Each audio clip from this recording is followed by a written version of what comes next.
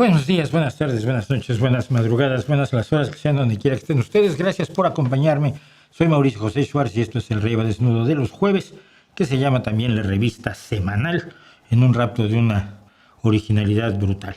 Y estamos aquí para comentar cosas que pasaron durante la semana o que nos interesaron durante la semana o que me interesaron. Porque les voy a contar una historia que probablemente no le interese a casi ninguno de ustedes en su fondo, en su forma. Pero en su fondo creo que es un ejemplo que vale la pena tener en cuenta. Bueno, como decíamos aquí, lo que hacemos es contar historias. Bienvenidos los que nunca habían estado, que no creo que haya, pero si alguien es primera vez que está en el streaming, me gustaría que lo contara y que dijera, mira, aquí estoy. Porque yo no sé hasta qué punto también trabajo con público cautivo o trabajo con público que algunos por primera vez vienen aquí y dicen, ¿y esto qué pasa? Un señor ahí, un señor mayor, pues yo siempre digo, señor mayor habla y habla y habla durante 3 horas y hay gente que parece interesada en esta, pues sí, así es esto. Pero en fin, quisiera hablar rápidamente. El video que hicimos ayer ha tenido una enorme repercusión. No me pregunte usted por qué, porque es de los grandes misterios que caracterizan mi existencia. Hay 13.200 visualizaciones. Tiene en este momento 100 comentarios. Gente, la mayoría gente que no tiene creencias religiosas y que le gusta que yo comente lo que es el punto de vista de quien carece de creencias religiosas.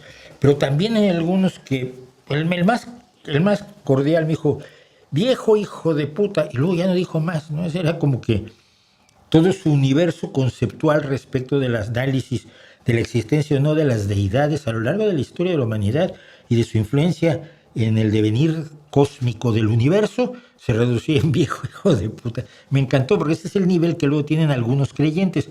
No digo que todos, pero algunos, sobre todo los que son muy militantes, pero no saben qué decir. Y entonces ese nivel de militancia los lleva a este tipo de desarrollos conceptuales. Pero estaba yo revisando, y estaba yo revisando cosas del canal, que estamos tratando de darle un impulso adicional al canal. Hace falta, urge, porque ya saben ustedes que necesitamos el apoyo de ustedes, y para tener el apoyo de ustedes tenemos que ofrecer un mejor producto. O si no le quieren llamar producto, llámenle como quieran. Y estaba yo viendo que lo que más llama la atención es la religión. Yo me pregunto por qué. Trato temas políticos de mucha relevancia. Trato temas de historia que mucha gente no trata. Trato temas del conocimiento y de la charlatanería de la pseudomedicina que a la gente le apasiona, ¿no? Y sin embargo, los que más tienen visualizaciones son los de religión. Esto no quiere decir que me voy a poner a hacer solamente vídeos de religión. Esto sería la visión incorrecta o la visión únicamente crematística, pero sí me indica por dónde van los tiros. Así que bueno, pues esto fue lo que hicimos ayer. Y pues vamos a echarnos a andar con lo que tenemos que hacer el día de hoy, porque son un montón de cosas y quiero hablar. Pero voy a empezar hablando, aprovechando que no hay mucha... No es cierto. Son 110 personas, no está mal. 107, 50 ya les gustó, 57 se lo están pensando, está bien. Entonces tómenselo con calma. Y vamos a hablar, pues, de cosas que pasaron hoy. Pero voy a hablarles de algo que digo yo, les interesará poco. Yo soy aficionado al baloncesto y hace 2 años, me enteré que alguien había roto el récord colegial de Pistol Pete, una de las leyendas del baloncesto, pero sobre todo el baloncesto universitario. Los 3.600 y tantos puntos que había metido a lo largo de su carrera universitaria Pistol Pete, era un récord que llevaba 30 o 40 años en pie, había sido roto, y fui a ver quién rompió. Era una chica, Caitlin Clark se llama, y es en este momento probablemente la mejor jugadora de baloncesto de los Estados Unidos o del mundo. Y terminó su carrera universitaria con unos números impresionantes Y entonces el equipo más malo, esto es muy interesante cómo funciona el intento de equilibrar el deporte tanto en béisbol como en fútbol americano y en baloncesto. No sé si el hockey funciona igual en los Estados Unidos, pero el equipo más malo, atrás, los que terminan la universidad y quieren seguir una carrera de atletas profesionales se presentan para el draft, o sea, para el reclutamiento. Y entonces todos los jugadores o jugadoras se presentan para el draft, se anotan, dicen que se declaran para el reclutamiento, así se dice, declare for the draft. Y entonces llega el día del reclutamiento y el equipo más malo, el del último lugar, es el que puede elegir primero. Y luego van así, el que elige el último en la primera ronda, pues es el equipo campeón de ese año. Y luego empieza otra vez hasta que se termina la gente que quieren reclutar. Habrá gente que nadie quiera contratar, etcétera. Bueno, entonces el equipo más malo de 2023 había sido el Indiana Fever. Entonces Indiana Fever tuvo la primera selección y tomó a esta estrella que es Caitlin Clark y dijo, mira, y alrededor de ella vamos a construir un equipo que nos saque del sótano donde estamos viviendo. Tenían muy buenas jugadoras porque no estaban teniendo proyección. Caitlin Clark ha impulsado muchísimo a todas las jugadoras de baloncesto de Estados Unidos, ahora todas tienen que ser mejores, ha impulsado al deporte, ha impulsado el interés en el deporte, empezando por mí.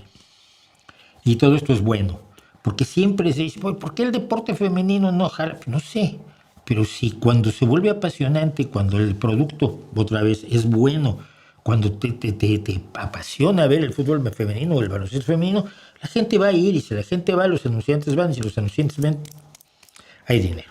Con Caitlin Clark ha habido dinero. Por ejemplo, ahora las jugadoras de la liga femenil de la NBA viajan en aviones charter, antes viajaban en aviones comerciales, como los equipos de tercera categoría, de tercera división, y han mejorado los sueldos. Bueno, pasa esto, pero entonces en 2024 el equipo más o menos se arma, llegan a los playoffs, pierden en la primera ronda, no pasa nada, es un equipo en rodaje. Pero en 2025 van a ver. Y en 2025 resulta que Caitlin Clark se ha estado básicamente lesionada, ha jugado solo 13 de 40 y tantos partidos. Es el equipo. Y ustedes van a decirme, ¿cómo un equipo tan grande, no? Pues hay ahí 3, 4, 5, 6, 7, 8, 9, 10, 11, 12, 13, 14, 16 personas. No, un roster en la área femenil es de 11 personas. Ahí sobran 5. Pues sí, sobran 5. Mira, la que está, la del número 2 es, bueno, a ver, la número 22 es Caitlin Clark, que está abrazando a la número 0, Kelsey Mitchell, probablemente la jugadora más rápida en este momento de la NBA. Junto a ella la número 10, la rubia Kelsey Mitchell, Lexi Hall, que es una barbaridad, es la defensora más brutal que yo he visto en mi vida. Es alguien capaz de jugar con dos ojos morados, de tirarse como Larry Bird se tiraba por las pelotas, en fin, impresionante. Abajo está, creo que la 25, la pelirroja, Chloe Bibby. Luego están, bueno, voy a empezar por Caitlin Clark se lesionó. Como la otra base era Colson, que es la número 51. Bueno, para sustituir a Caitlin Clark se convocó a la 2, se contrató provisionalmente a la 2 a Ari McDonald. En el mismo juego, Ari McDonald se rompe un pie y a Sydney Colson le rompen la rodilla. Y eso se empieza a parecer un hospital. Tienes 3 jugadoras lesionadas que son la base. Las 3 juegan en la posición de base, el número 1 en el baloncesto, que son los que organizan el juego, como el mariscal de campo en el fútbol americano. Y entonces pues se tuvo que contratar a otra, que es la número 1, que está allí, que es Odyssey Sims. Bien. Luego, la número 8, Sophie Cunningham, es una de las tías más duras que te vayas a imaginar, con esa carita dulce, es cinturón negro en taekwondo y llegó a ser pateadora del equipo de fútbol americano de su universidad, no del equipo de chicas, del equipo de chicos, patea. Y la tía, si le echas la bronca, te rompe la cara. Y lo ha hecho, y es durísima, y es una gran tiradora de triples, además la número 8.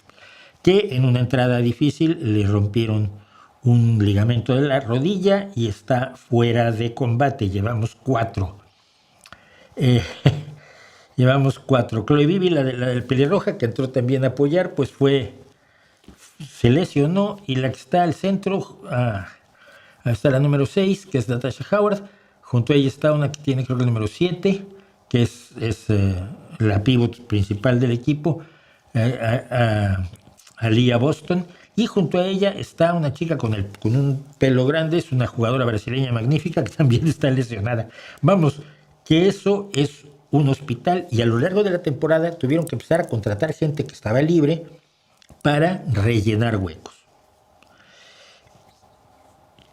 Ganan un torneo intermedio que es la Copa del Comisionado, y con este hospital llegan a los playoffs, ganan la primera ronda.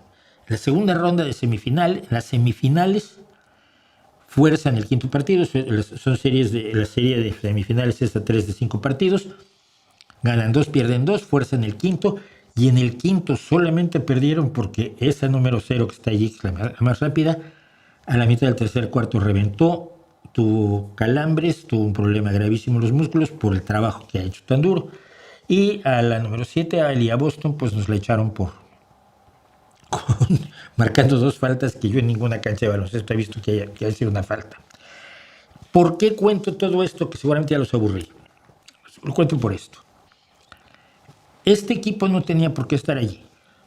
Simplemente al perder a su estrella principal, sobre la que se construyó todo el equipo, con suerte acababan en decimosegundo lugar. No iban a quedar últimas, pero no iban a llegar a los playoffs. Cuando llegaron a los playoffs dijeron, bueno, sí, pero en la primera ronda las liquidarán. Y pasaron la primera ronda y dije, bueno, pero ahora en las semifinales será muy fácil para las Aces de Las Vegas vencerlas. Y las Aces tuvieron que sufrir mucho y contar, por lo menos en 2 partidos, contar con el apoyo de los 3 árbitros para que silbaran de manera que ayudaran a las Aces, que eso es la tercera vez que llegan a las finales. Lo que ha hecho este equipo es dar un ejemplo maravilloso de 2 cosas. Primero, cuando llega gente tarde a un equipo, en vez de mirarla feo, las recibieron con enorme calidez y las integraron al equipo. Un equipo solo juega si es equipo. Esto se lo digo yo mucho a mi hijo que juega baloncesto, por eso estamos también en esto. Un equipo juega para todos. El nosotros es más importante que el yo en cualquier equipo.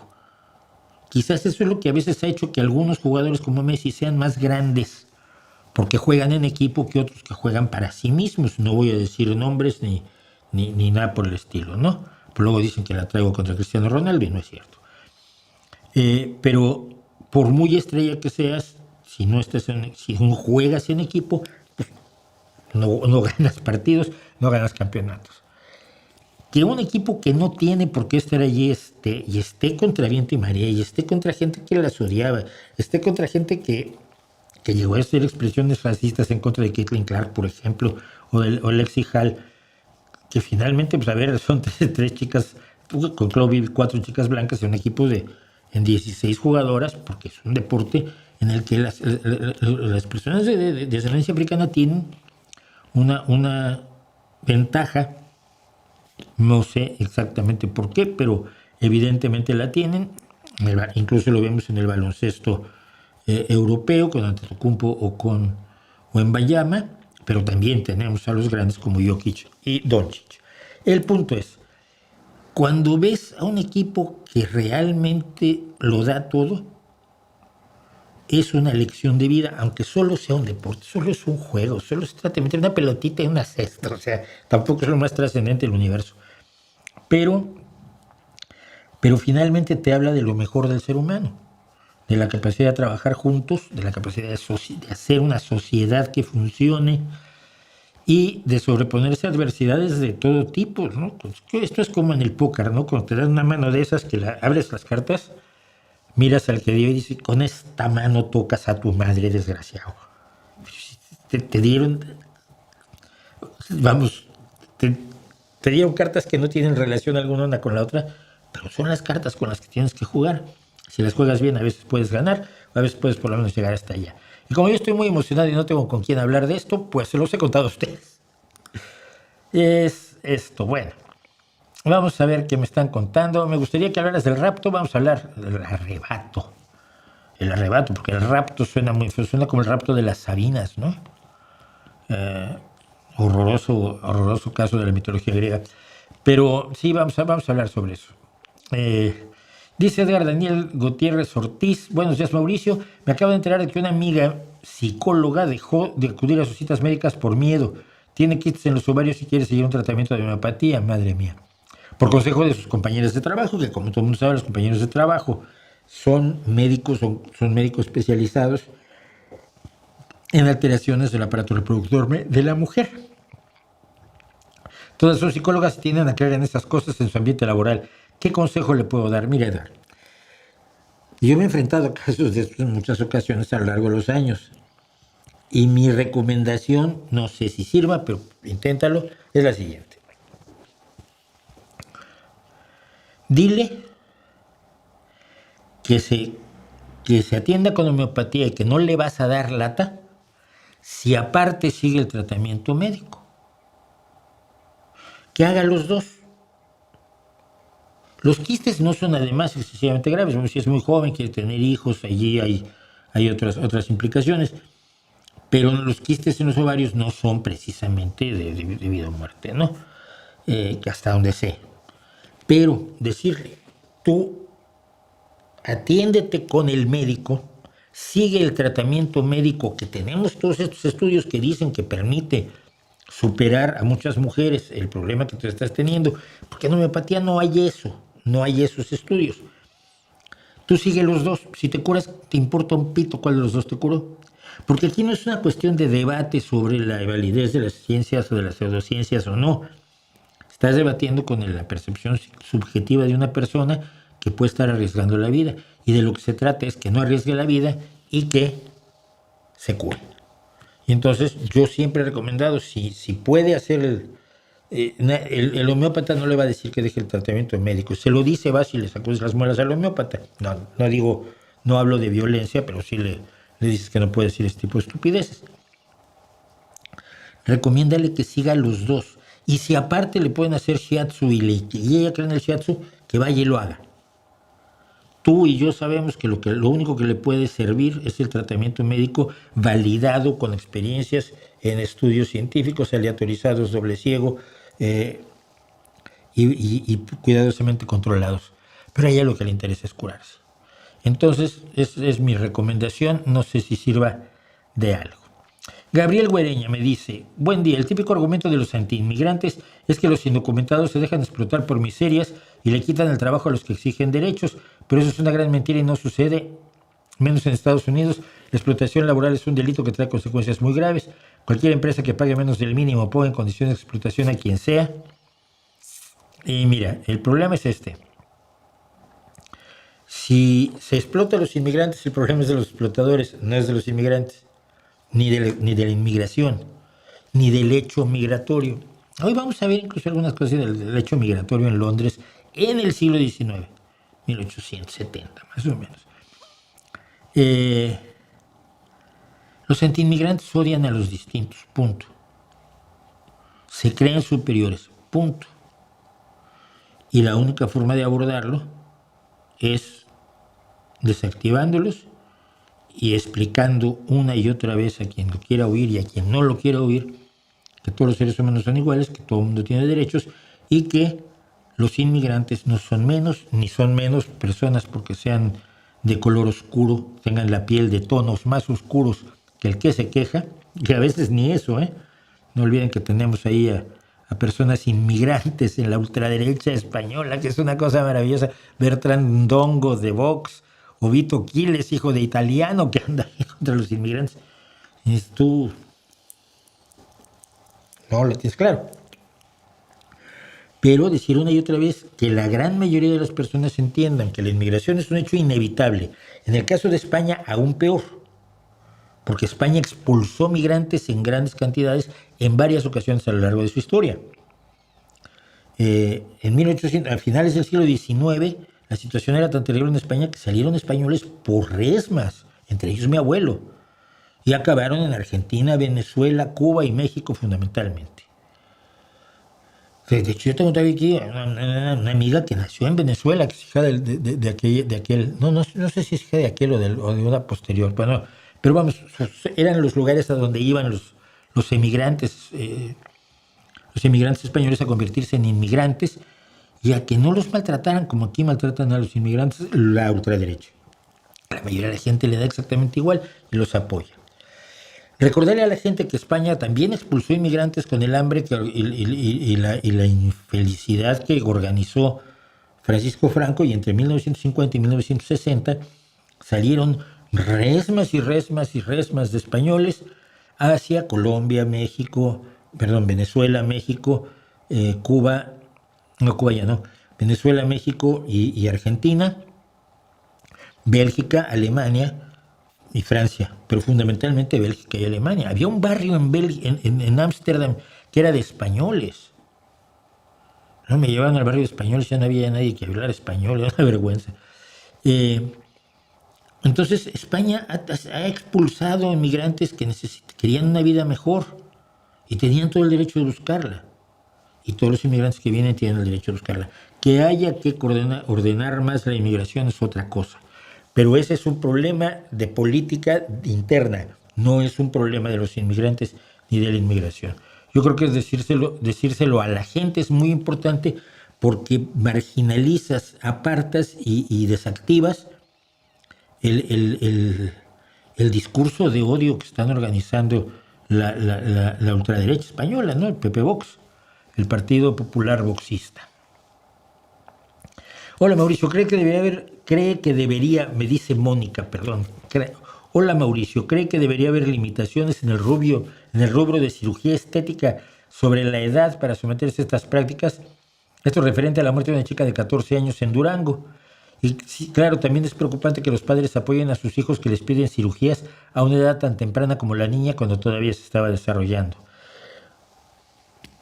Creo que debe haber limitaciones en el rubro de cirugía estética y en el rubro de la cirugía de reasignación de sexo. Hay una causa por la que no dejamos conducir automóviles a gente de 14, 15, 16 años. Hay un motivo por el cual preferimos que no hagan ciertas cosas, que no voten, por ejemplo, niños de 14 años. Y si no puedes votar y no puedes conducir automóviles, si no puedes viajar por tu cuenta, sin permiso de tus padres, etcétera, etcétera, o de las autoridades en todo caso, tampoco deberías poderte hacer modificaciones permanentes de las que fácilmente te puedes arrepentir en cuanto alcanzas una determinada madurez intelectual. Yo sé que lo que estoy diciendo está muy mal visto por mucha gente, pero me da igual. No creo, y llevo mucho tiempo, voy a tratar de traer a una chica que empezó su proceso de transición, no lo concluyó, se dio cuenta de que estaba siendo influida sobre todo por su entorno social para asumirse, siendo lesbiana, como transexual, que no es. Y creo que eso parte de la obligación de la sociedad hacia sus pequeños, es protegerlos también de sus malas decisiones. Por eso tampoco pilotan aviones. Si tú vas a subirte a un avión y ves un niño de 14 años al mando, probablemente sea un genio, pero te das cuenta que hay una inmadurez emocional, pero tú sabes qué burro eras a los 14. Y muchos años después también. Entonces, sí creo que debería haber limitaciones y creo que a los padres se les debería educar en el sentido de que sus hijos no pueden tener cirugías electivas. Y me voy a un caso que conocí yo en el bachillerato que me llamó mucho la atención. La hija de un profesor nuestro que estaba en la escuela con nosotros, estaba todavía en la secundaria, debe haber tenido 13 años. Era bajita, era muy guapa, pero tuvo un crecimiento de los pechos extraordinario, enorme. Llamaba la atención, evidentemente esto afectaba su vida social, su vida romántica, su vida de todo tipo, en la emocionalidad que tienes a los 13 o 14 años, y además la espalda se le estaba haciendo pedazos. Entonces hubo que hacer una cirugía estética de reducción de pecho para que la chica pudiera tener una vida normal en todos los sentidos. Habrá cirugías estéticas no electivas, sino recomendadas por los médicos, que evidentemente se pueden hacer con permiso de los padres. Pero las que son por capricho, por elección, por decisión personal, que no tienen un sustento, una base, una recomendación médica basada en problemas de carácter objetivo, creo que debería tomarse con muchísimo cuidado. O sea, efectivamente, tienes razón. ¿Nos puedes compartir dónde te encontrabas el 2 de octubre de 1968 y cuál fue tu percepción de lo ocurrido ese día? Estaba yo en el tren Guadalajara, México. La historia es la siguiente. Yo tenía 13 años y estaba en un colegio de estadounidenses, fundado por estadounidenses, el Colegio Columbia, que se había escindido más o menos del Colegio Americano, que es donde van los diplomáticos estadounidenses, en la Ciudad de México, o iban hace muchos años.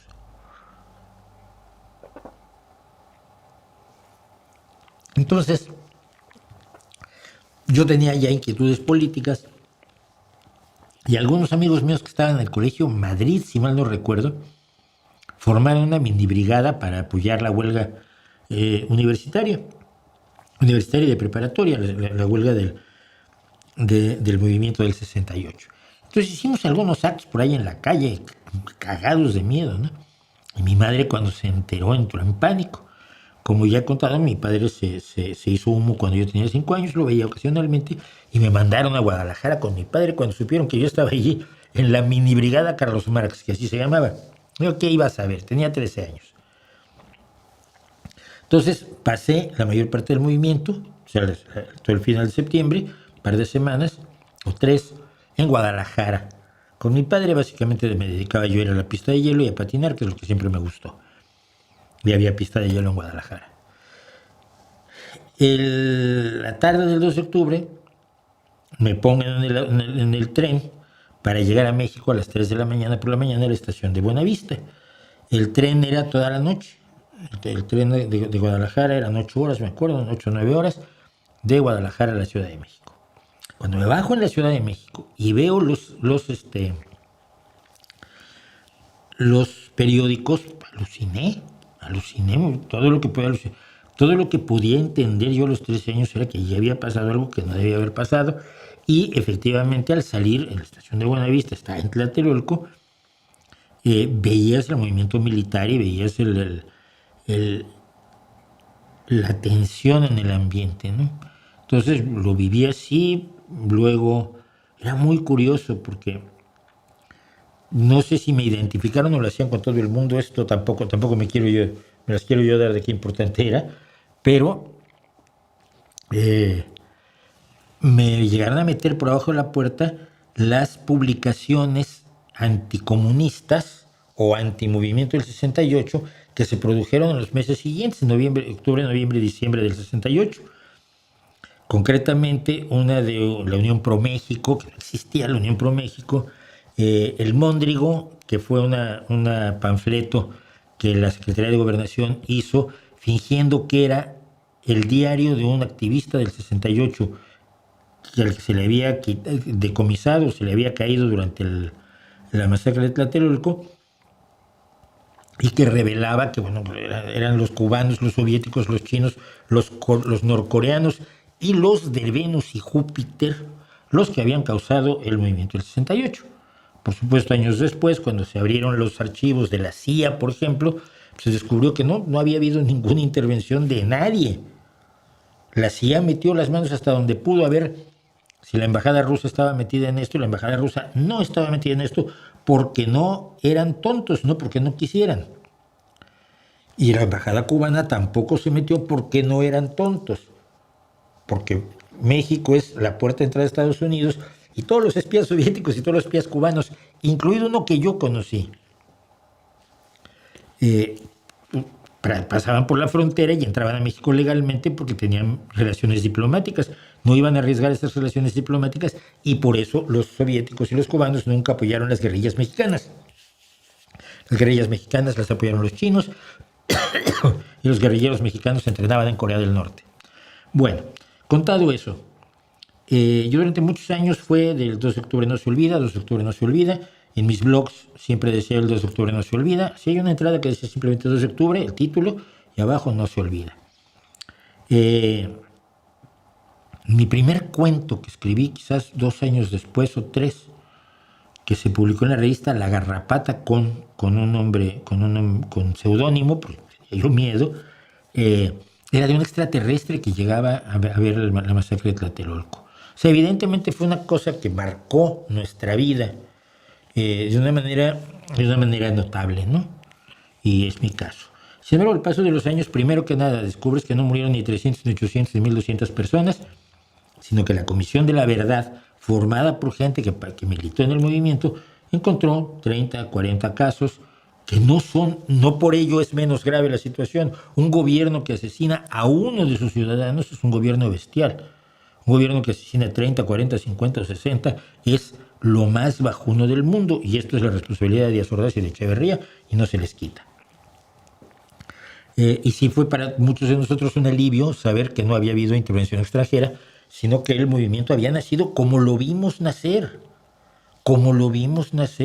Una barbaridad, una estupidez del gobierno autoritario de la Ciudad de México, la idea del principio de autoridad ante todo, que entra golpeando a dos escuelas algunos de cuyos integrantes se habían dado de trompadas en la mañana, ¿no? Y a partir de allí se desarrolla el movimiento, y el movimiento era muy constitucionalista en el sentido de exigir el respeto a la Constitución, ¿no? Pues creo que nos marcó muchísimo. Hace varios años yo escribí, y es más, lo puedo encontrar ahora, en el retorno de los charlatanes.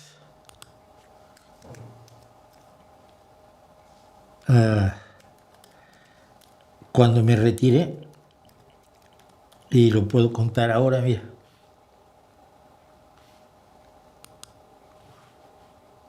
Sí. Bien, les voy a leer esto, pues les puede resultar interesante. Alguien después de toda una vida, del 2 de octubre no se olvida. En el 2018, hace 7 años, a los 50 años 50 años del 2 de octubre, dije, no se olvida, pero es el pasado. Desde que comencé este blog y un tanto abandonado por los esfuerzos que he dedicado a mi canal en YouTube,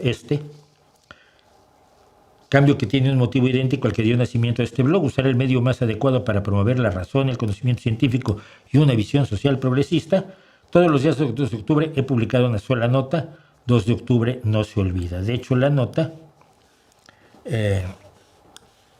la tenemos aquí.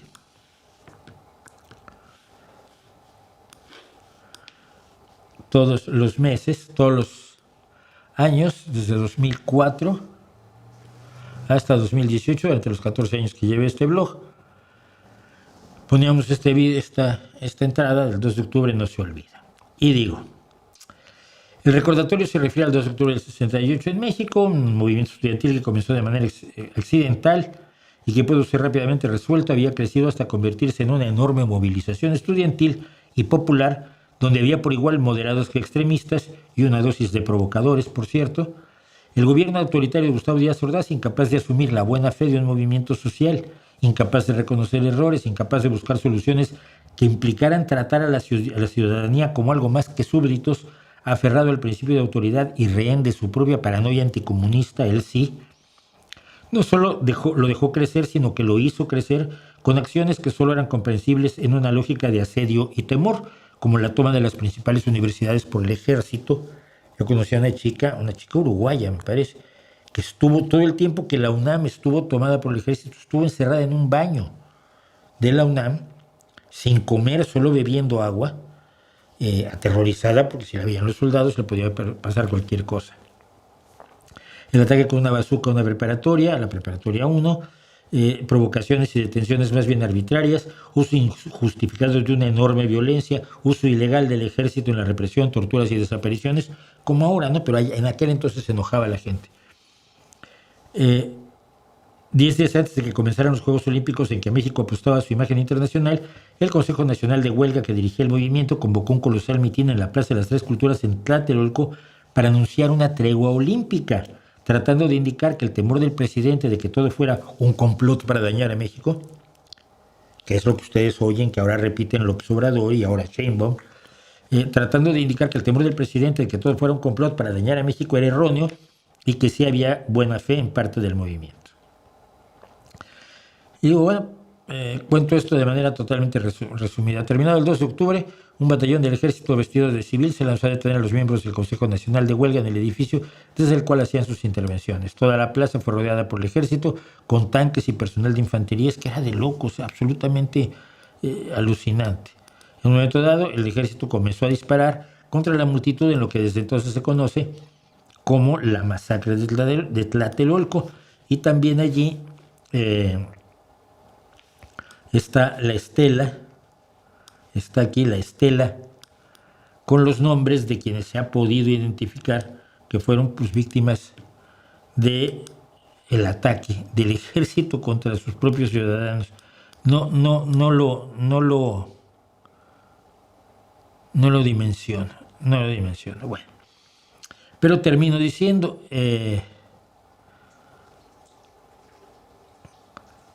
una cosa es estar marcado por el pasado, que lo estoy, tener una cicatriz que no se puede disimular, como las tenemos también por el primer desencanto de amoroso, por el terremoto del 85, por las noches, por la nostalgia de noches cantando con los amigos en el bachillerato, por el día que entramos a nuestro primer trabajo periodístico serio y miles de cosas más. Pero otra cosa es vivir en el pasado. Me niego a vivir en el pasado, del pasado, con el pasado y por el pasado. Como mexicano, esa reinvención continuada de imaginarias épocas de oro del cine, de la música, de los salones de baile, del porfiriato, del rock and roll, de la poesía romántica, del cómic, de lo que se le ocurra a usted, me resulta cada vez más agobiante y repulsiva, igual que el indigenismo azucarado, la revolución contada como novela mala, donde todos los que se mataban entre sí son buenos, la epopeya independentista en la que se ocultan multitud de hechos y muchos otros momentos del pasado enaltecido y distorsionado para servir a una narrativa nacional de poca monta, y en la que se ha incrustado ya el movimiento del 68.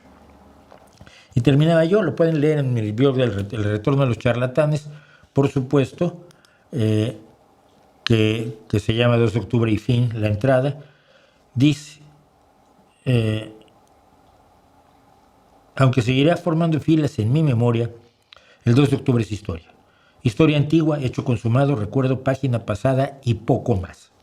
Como tantas y tantas otras cosas de los dos países donde tengo apoyados ambos pies, permítaseme, como algunos creen que tenía un pie a cada lado de la entrada del puerto, el coloso de Rodas, aceptemos que yo sería un coloso pequeño, nervioso, de gatillo fácil y poca relevancia, porque lo que me importa es el mañana de estos dos países y de todo este mundo interconectado e interdependiente, para bien y para mal, de su gente que es la mía, de los que me quieren y a los que quiero en lugares diversos, porque sin futuro el pasado no tiene ningún sentido.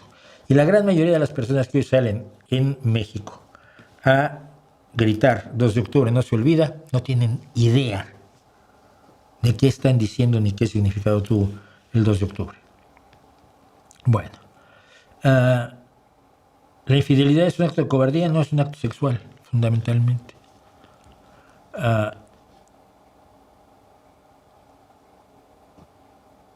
No sé quién es Carbón, o sea que no,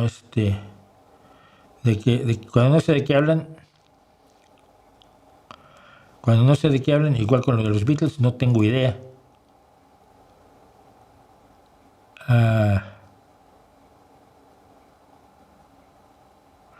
¿Es válido tomar en cuenta el historial sexual de una persona al decidir si tener una relación amorosa? No lo sé. A mí nunca me ha preocupado. No, quizás de muy adolescente sí, ¿no? Pero cuando uno era hasta celoso. Luego aprendió uno que ser celoso era ser idiota.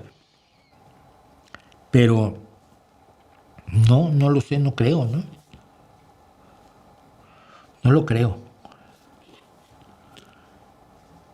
Pero es una opinión absolutamente personal. Porque además ninguna persona te va a contar todo su historial sexual.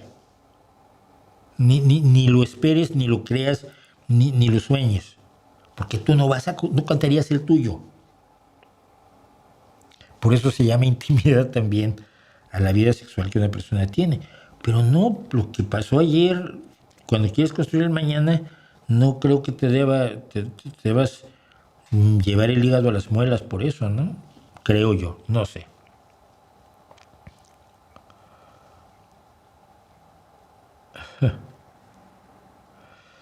Bueno, saludos especiales a todos los que nos corrieron del catecismo. A mí no me corrieron, ¿no? Yo hice mi primera comunión muy seriecito. No he visto el documental de Denise Merker, no, ni idea. Tolkien o Frank Herbert Tolkien toda la vida. Aparte de sus capacidades como escritoras, ¿qué opina del contraste en El Señor de los Anillos y Dune? Dune es aburridísima. Me la comí porque había sido el anticipo más grande a una novela que se había pagado en la historia de la ciencia ficción. Me leí Dune y dije, no me emocionó en ningún momento, no me entusiasmó, no me identifiqué absolutamente con nadie. El Señor de los Anillos, y ya desde El Hobbit, es otro mundo, es un universo en el cual inmediatamente te comprometes emocionalmente, te comprometes con Bilbo, te comprometes con Frodo, te comprometes con Gandalf, te comprometes con Tom Bombadil, por favor, con Samwise. Es decir, entras en su mundo, y en Dune jamás entré, jamás. A lo mejor es un problema mío, ¿eh? Me leí 3 de Dune. La tercera creo que ni me la acabé. Bueno. ¿Qué opina del primer año del gobierno de la presidenta de México? Ayer cumplió un año. Desastre sin paliativos. Desastre sin paliativos. ¿Tú conoces a alguien que haya participado en el movimiento del 68 aparte de mí? Sí, un montón de gente. Toda la gente que... A ver, todos mis amigos que son mayores que yo participaron en el movimiento del 68. De una u otra manera. Líderes no conozco a ninguno. Luego los líderes se acomodaron muy bien en el sistema, ¿no? Dice Ricardo Torres, yo trabajo el cuero y me gustaría que mostraras tu manilla de cuero esta. Es que es muy sencillita. 2 trocitos de cuero con un anillo aquí al centro, con 2 remaches y luego un cierre muy sencillo de perno y ojal, que te evita muchos líos, porque la otra es bastante más complicada. No sé si te refieres a la grande o a la pequeña. La pequeña es un poquito más, tiene esta marca, no voy a decir la marca para no darle publicidad, pero tiene marca, tiene un cierre de estos más complicados. Aquí es donde puede más o menos. No me acuerdo dónde tengo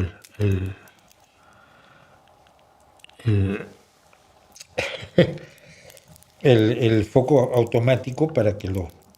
Es más o menos en mi cara, pero... Ahora a mí me gustan más gruesas, me gustan de 2 tiras. Durante muchos años usé solo de 2 tiras. En fin.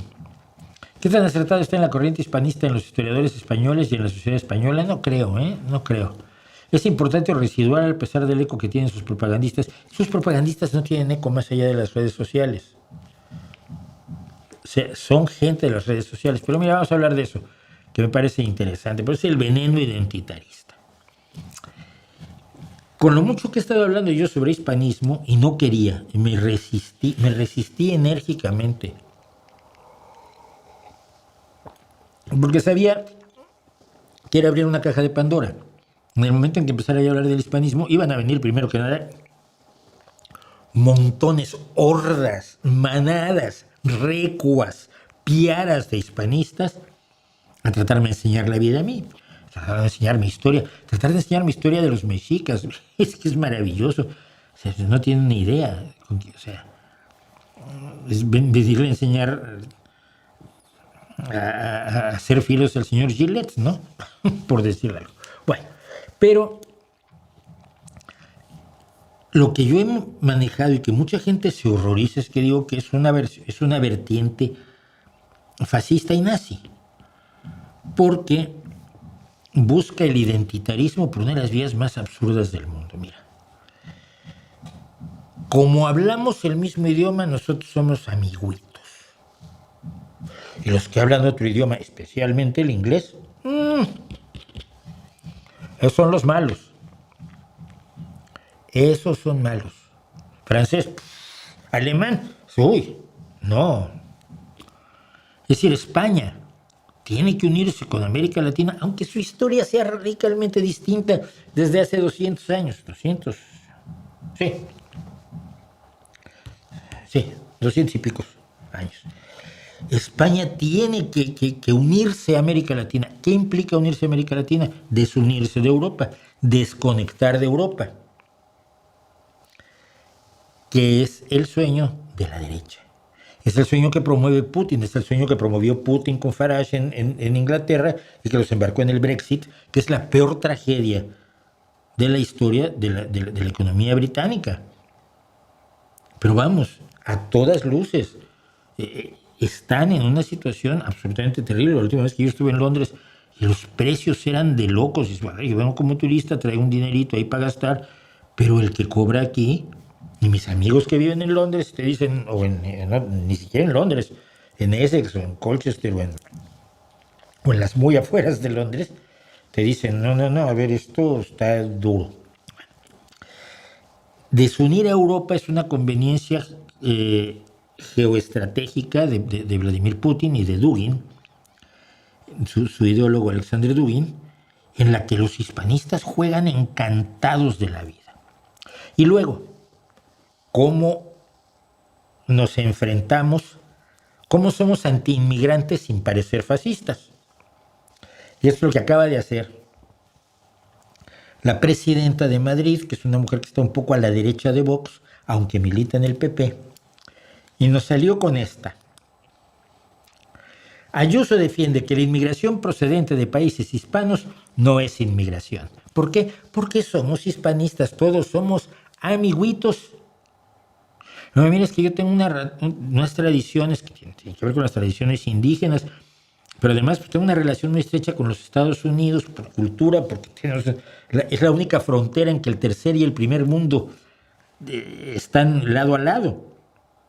Saltas una raya, estás en el mundo opulento y desarrollado, saltas una raya para atrás y estás en el tercer mundo y en plan de retroceso como lo ha puesto Morena, ¿no?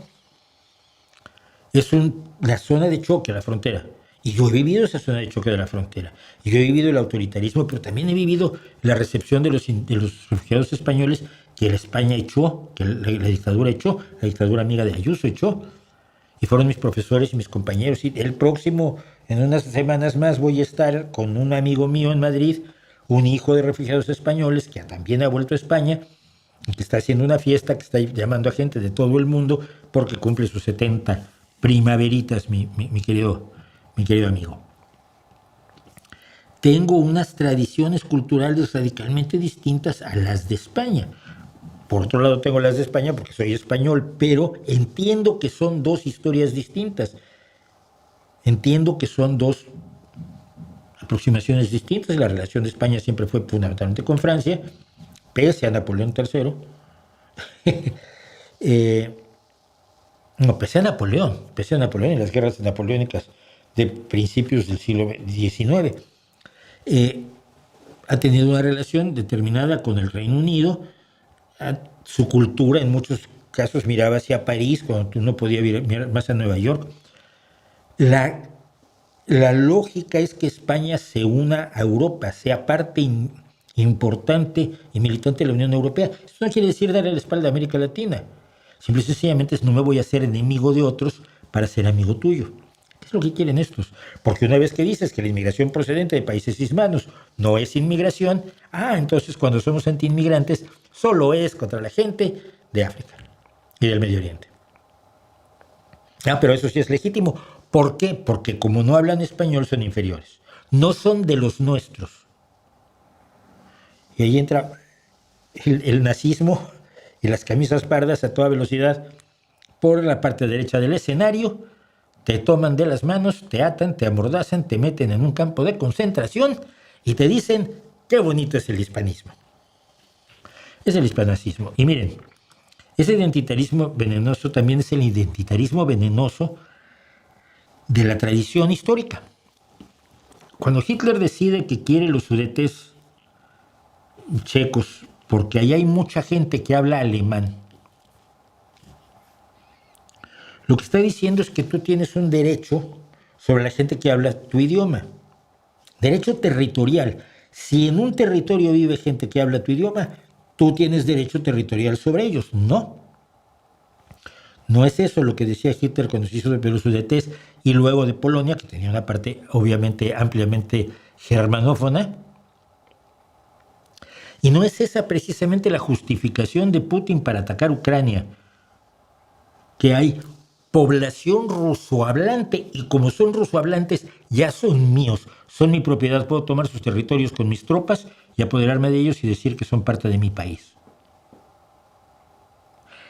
Y por lógica para los hispanistas españoles, si aquellos hablan español, y además yo les enseñé el español, entonces son míos. Tengo derecho territorial sobre toda la América hispanoparlante, sobre Filipinas, sobre la Guinea Ecuatorial. Porque todos somos hermanitos, claro. Y yo veo a Guinea Ecuatorial, digo, yo creo que Guinea Ecuatorial tiene que unirse a los países africanos, a la Unión de Países Africanos, porque tienen problemas comunes que yo puedo ni siquiera no entender. Porque mi historia cultural es otra. No. Tú tienes que estar con Guinea Ecuatorial. ¿Por qué? Porque hablan el mismo idioma. ¿Qué clase? De todos los identitarismos, que todos son estúpidos, ese a mí me parece delirante. Entonces, históricamente tengo derecho a... Porque bueno, es que en el pasado, tú sabes, España era dueña de América, tiene derecho a volver a ser dueña de América. Y México era dueño de la mitad de Estados Unidos, tiene derecho a recuperarlo. Y el antiguo Israel ocupaba todos los territorios que ahora están, que en 1947 se asignaron al país, al Estado árabe, que ahora llamamos Palestina. Y Israel tiene derecho a ello porque allí estuvieron hace 2.500 años. No, 2.000 años. No. Y Roma no tiene derecho a reconquistar el Imperio Romano y por supuesto los musulmanes no tienen derecho a recuperar el 90% de España que llegaron a tener o el 80% de España que llegaron a ocupar. No. La historia del pasado es el pasado. Pero estos identitarismos que fomenta el hispanacismo, que no tiene nada que ver con el hispanismo de entender y conocer nuestro idioma, que a mí me gusta mucho, tiene por objeto final la creación de bloques enfrentados. Porque un identitarismo de, oye, todos somos iguales. Entonces, mira, tenemos que defender a todas las mujeres musulmanas que son víctimas de un apartheid terrible, que son golpeadas, que legalmente tienen que obedecer a sus maridos, que legalmente no pueden ni siquiera viajar en muchos países a menos que tengan permiso del marido, que viven absolutamente anuladas. No, pero déjalas, ellas hablan árabe, tú hablas español, ¿no? Entonces ya no es tu identidad, ya no son tuyas. No, sí son mías, son parte de la misma humanidad que yo. Y como lo son los palestinos, aunque por supuesto sean musulmanes a veces extremistas, que habría que educar. Pero de momento, evitar que los maten es buena idea. Pero es que no hablan español, me da igual. Es que históricamente allí no tuvo nada que ver el mundo hispanoparlante. Me da igual. Me da igual. La identidad de la defensa de los principios es infinitamente superior a la identidad del idioma. La justificación del idioma por parte de los hispanistas es tan endeble, es tan pobre, pero que no se dan cuenta que hablamos idiomas a veces radicalmente diferentes. Bueno, yo hablo en español bastante neutro, pero como dice mi chica, cuando me junto con 4 mexicanos de pronto no se nos entiende, porque hablamos como en el barrio. Y un andaluz y un chapaneco o un chileno se la pueden pasar muy bien tratando de determinar hasta qué punto tienen un idioma en común. Porque los idiomas evolucionan de acuerdo a los elementos culturales, geográficos, sociales, económicos, políticos de la comunidad que los habla. Y la intención de la RAE de normar el español de todos los países siempre ha sido ridícula. Yo por eso he sido anti-RAE toda la vida. Creo que debería haber una organización panhispánica que se encargara de hacer un diccionario de uso, no un diccionario normativo. Dicho todo eso,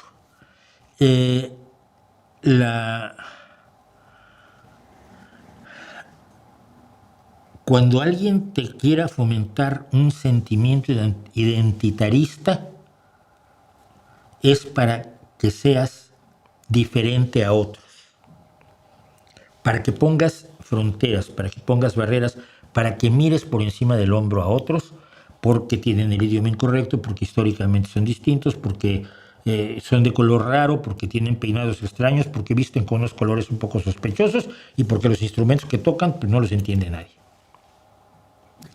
Te está enseñando a odiar o por lo menos a despreciar. No lo aceptes. No lo aceptes. Porque te están recontando la historia para su conveniencia, no para la tuya. Madre mía, las 8:11. Estoy aquí por primera vez. Hola, Peter Alba, bienvenido. Espero que comente la situación de Estados Unidos, sobre todo la reunión que sostuvo el delincuente convicto que tenemos como presidente. La reunión que tuvo con quién. Bueno, vamos a hablar sobre eso. Hola, Mauricio, si de por casualidad vinieras por acá, Puerto Vallarta, saludarte personalmente me sería muy grato. Hombre, sí, Puerto Vallarta es bonito, pero no hay mucha oportunidad que vaya. Lo siento, pero es muy difícil que vaya a México y más difícil que vaya a Estados Unidos actualmente. Hace poco a un joven australiano que estuvo escribiendo sobre las protestas en la Universidad de Columbia lo deportaron por lo que traía su teléfono. Pues tú sabes, la libre expresión en Estados Unidos está en declive. Su opinión sobre Enrique Krause y la intelectualidad mexicana pues son dos cosas diferentes, ¿no? Enrique Krause es un historiador alamanista, conservador ultraderechista, que siempre rechazó desde la independencia misma. Acuérdate que Lucas Alamán vive la lucha de la independencia escondido abajo de una cama junto a la Basílica. ¿Sí? Y luego cuenta las cosas para que Hidalgo fuera el malo de la fiesta. Los hispanistas son felices con eso. Entonces, Krause siempre fue un sujeto que trató de denigrar las luchas y a los luchadores de los distintos momentos históricos de México, ¿no? La independencia, la reforma y la revolución. Lo que tenemos ahora no es la cuarta transformación, es un ridículo imperdonable. Pero Enrique Krause siempre me pareció despreciable en ese sentido, ¿no? Yo me acuerdo cuando leí sus biografías de los revolucionarios, me alucinaba. Las publicó Televisa y la revista Vuelta, que por supuesto dirigía en aquel entonces Octavio Paz, el antimexicano que mejor negocio hizo con el antimexicanismo en toda la historia. Y yo veía, los leía y decía, qué astuto eso que es Enrique Krause, ¿no? Porque no te das cuenta de cómo está retorciendo las cosas hasta que llegas al final, llegando a una conclusión que no es precisamente la más correcta desde el punto de vista histórico. La intelectualidad mexicana es otra cosa, es enormemente diversa, es enormemente compleja, está llena de posters, está llena de gente maravillosa, está llena de escritores a los que no conoce nadie y deberían conocer todos, y está llena de escritores a los que conocen todos y no deberían conocer ni en su casa. Así que mejor me la guardo. ¿Te interesaría hacer vídeos o cápsulas de la historia ocasionalmente? Tu mirada es un bálsamo frente a la visión indigenista del gobierno mexicano y el hispanismo de varios youtubers. Pues lo hago constantemente, ¿no? Los hago constantemente tanto aquí en el streaming como en el a fondo. ¿Qué opina de que Trump haya dicho que la izquierda ha cometido más actos violentos que la derecha? Te voy a decir qué opino, mira, te lo voy a decir. Porque lo bueno es opinar con bases.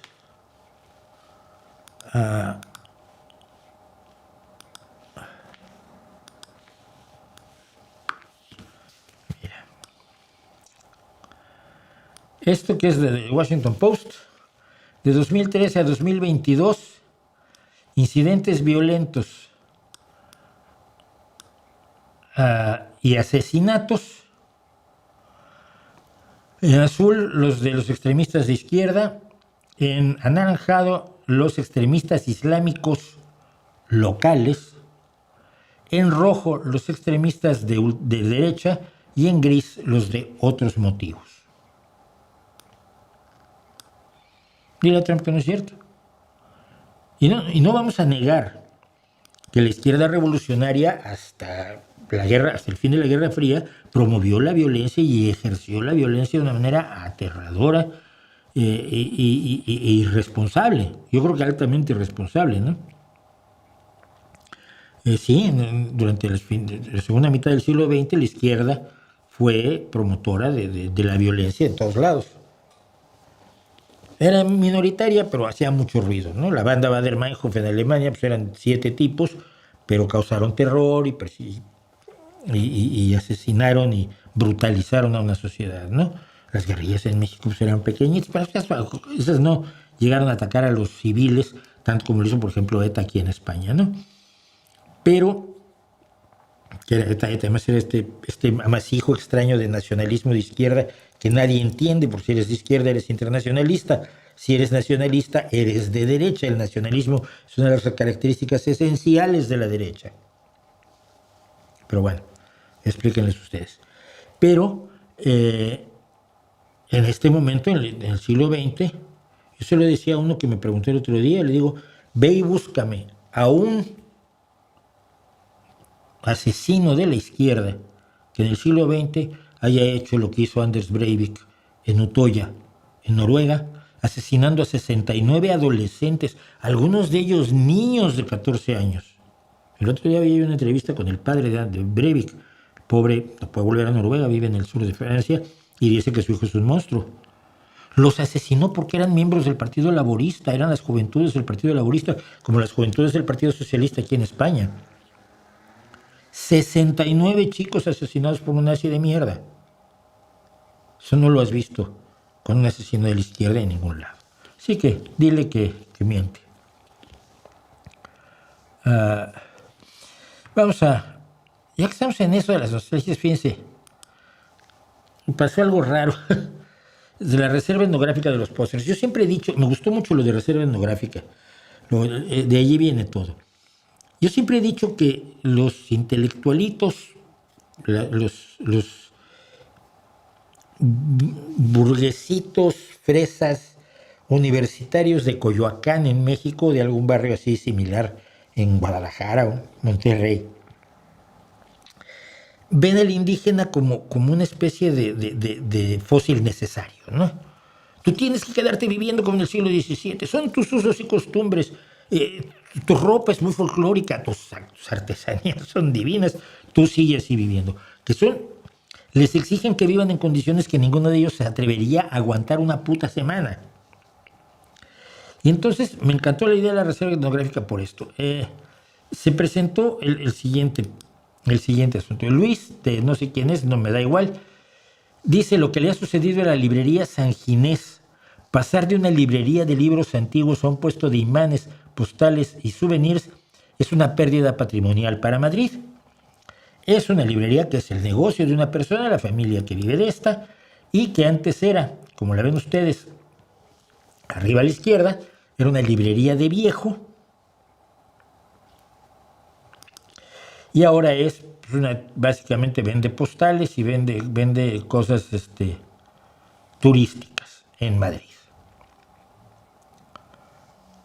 Y a le parece una tragedia desde el punto de vista patrimonial de Madrid.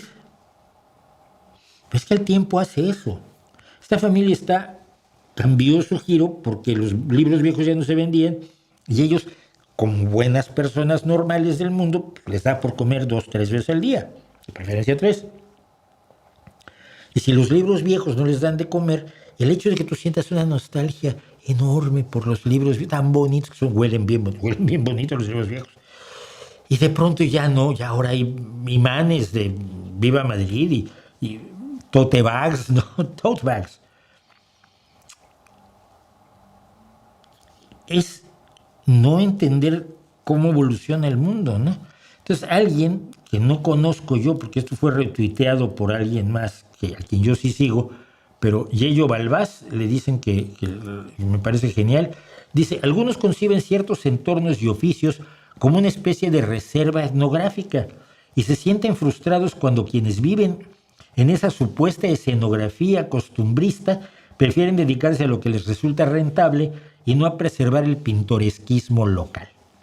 Y yo le contesté a Yello, que insisto, no lo conozco, y hay quien lo hace con personas y grupos sociales enteros, que los trata de mantener ahí en el pintoresquismo, viviendo en condiciones en las que ellos, insisto, ninguno de ellos viviría. Porque cuando le preguntaron al Luis de la no sé qué, Oye, pero ¿tú cuántos libros le comprabas al año a Ginés? Decía, ninguno. Pues es que, o sea, era simple y sencillamente el disfrute estético de una librería de viejo donde no compras, ni tú ni nadie ya. Yo tuve una biblioteca maravillosa que acabé vendiendo en México hace menos de un año. Todavía me tienen que mandar algunos libros que sí quiero conservar por su valor como objeto y por las dedicatorias de algunos autores, ¿no? Pero la mayor parte de mi biblioteca actualmente es en virtual, es en libros virtuales. Además ahorro un montón de papel. Pero estas nostalgias de un pasado que nunca fue, además, ¿no? Generalmente los que tenían librerías de viejo pues no vivían muy bien, que digamos. Los que tenían librerías de viejo eran gente bastante humilde. Yo me acuerdo de las que había en México, ahí por Puente de Alvarado, donde luego yo iba a meterme, me iba yo a meter en las cajas que tenían en el Tapanco a ver qué encontraba, y me encontraba colecciones de ciencia ficción, compraba 10, 20 libros, pero el que me estaba atendiendo no era un señor que tuviera el dinero que tenía el dueño de la librería de Cristal, para la cual trabajé yo en mi juventud, sino era un comerciante en condiciones bastante precarias. Lo mismo pasa con los indígenas. Y eso lo he dicho todo el tiempo. Hay gente que le encanta que los indígenas sigan viviendo como en el siglo XVII, aunque los jodan para siempre. No, los indígenas no tienen que conocer, no tienen que tener cosas del progreso. No. Esa es la visión de Álvarez Bulla de la agricultura, ¿no? Que decía que para qué meter tractores si puede desbrozarse a mano, ¿no? ¿Para qué poner herbicidas que matan las hierbas malas para que puedas tu cosecha no se coman la hierba mala, no se coman los nutrientes que son para tu cosecha de maíz o de frijol o de lo que sea? No, pero eso se hace a mano. ¿Cuántas veces te inclinaste a desbrozar a mano, salvaje? ¿Sabes lo que es eso? El trabajo que significa, lo terrible que es. Simplemente cómo te quedan las manos con las hojas, pues no son hojas suavecitas, no son así como plumitas. Las hojas que tienes que arrancar a mano de la hierba mala, que generalmente son muy resistentes. No, en serio es vergonzoso. Así que piénsenlo así, los indígenas mexicanos, los indígenas de todo el mundo, no tienen que ser la reserva etnográfica de ninguno que esté con su café latte con leche de almendra, ¿eh? Tomándoselo en una terracita muy guay, para decir, ay, qué bonito es cómo viven los indígenas, cómo me gustaría a mí estar alejado de la civilización. No se alejarían nunca. Ay, estoy contento hoy, ¿eh? Bueno, pero hablando del delincuente convicto que tienen como presidente los estadounidenses, sí quería yo comentar dos cositas. Primero, como hablamos aquí ampliamente del caso de Jimmy Kimmel y de cómo fue cancelado y luego reinstaurado, pues vamos a comentar un poco cómo fue reinstaurado, porque decíamos, el 15 de septiembre dijo en un monólogo que pues, los magas estaban tratando de demostrar que el asesino de Charlie Kirk era de izquierda militante, vivía con un transexual y todos sus libros eran de Marx, tenía el Capital 5 veces o algo así, no sé. Ya saben que ustedes que cualquier progresista en Estados Unidos ahora es comunista, y se lo han dicho al Partido Demócrata. No me acuerdo quién fue, creo que el secretario de Guerra ahora, Pete Hegseth, dijo que el Partido Demócrata ya no es demócrata, ya es un partido comunista. Vale, bueno. Al día siguiente, pues de ese 15 de septiembre, los medios de derecha atacaron a Kimmel y el presidente o el director de la Comisión Federal de Comunicaciones, Brendan Carr, dijo que era una conducta enferma y que y amenazó a ABC y a Disney. Disney es la dueña de ABC, que es el canal, la emisora en la que trabaja Kimmel, con sanciones. Así que el grupo de los dos dueños de la mayor cantidad de estaciones de televisión de los Estados Unidos, Nexstar y Sinclair, dijeron que ya no iban a transmitir a Kimmel, y ABC dijo, suspendemos indefinidamente el show de Kimmel. Lo que se produjo fue una cantidad de solidaridad que yo creo que oculta el verdadero asunto. Igual estoy equivocado. El 18 de septiembre, todos los sindicatos de Hollywood, acuérdense que los guionistas tienen sindicato, los actores tienen sindicato. Sí, ya sé que puede sonarles a ustedes absurdo que Jack Nicholson o que Anne Hathaway estén en un sindicato, ¿no? Pero no, el problema es que todos los actores, los extras y los actores de la televisión que salen en papeles pequeños y los que hacen comerciales y todo eso, a ellos el sindicato sí los protege salarios mínimos y pensiones y todo esto que hacen los sindicatos. El sindicato no está hecho para la gente que ustedes conocen, ¿no? Sean Penn no será beneficiado por el sindicato, pero sí muchos que usted no conoce. Bueno, la Alianza de Empleados de Escenarios de Teatro, la Unión el Sindicato de Directores, el Guild más bien, de Directores de los Estados Unidos, la Federación Estadounidense de Músicos y, por supuesto, el Sindicato de Actores y la Federación de Artistas de Radio y Televisión protestaron por lo de Kimmel. CNN además informó que los empleados de Disney ya habían empezado a recibir amenazas de muerte por las afirmaciones del director de la FCC. Sin embargo, la respuesta fue tan violenta o tan intensa que el 22 de septiembre Disney anunció que había conversado con Kimmel y que volvía el show al día siguiente, el 23. Es decir, estuvo 8 días fuera del aire. Y tanto Sinclair como Nexstar dijeron que ellos de todos modos no iban a transmitirlo. Y cuando Kimmel volvió, que yo vi el show, pues yo veo a Kimmel todos los días cuando puedo, dijo que en tales y tales ciudades no se le podía ver porque Sinclair y Nexstar no lo iban a transmitir. Hasta el 26 de septiembre, 4 días después, cuando Nexstar y Sinclair informaron que terminaba el boicot contra Jimmy Kimmel. Lo que ocurrió a continuación fue que el presidente de Estados Unidos, Donald John Trump, anunció acciones legales contra ABC por reinstalar y volver a transmitir el programa de Jimmy Kimmel. ¿Con qué bases? Que a él no le gusta. Y si a él no le gusta, es ilegal. Él decide quién es ilegal y quién es legal, y lo vamos a ver en el siguiente segmento. Las leyes no son necesarias, basta que lo diga el presidente. Y entonces ha amenazado con una denuncia por lo menos de $10,000 millones, en serio, $10,000 millones a ABC y a Disney por haber vuelto a transmitir el programa de Jimmy Kimmel. Y yo creo que toda esta solidaridad, que fue muy buena y que fue muy bonita y muy emocionante, oculta la realidad. Y la realidad es que la salida de Kimmel empezó a marcarle una pérdida de dinero brutal. Añadíamos otra cosa. La gente común y corriente empezó a cancelar tanto sus viajes a los parques temáticos de Disney como sus suscripciones a Disney Plus y a Hulu, que también es propiedad de Disney. Una reacción muy bonita, la gente que bien, la solidaridad, y aquellos vieron, y las acciones, y este es el punto, las acciones de Disney perdieron 2% de valor en la bolsa en los primeros 4 días.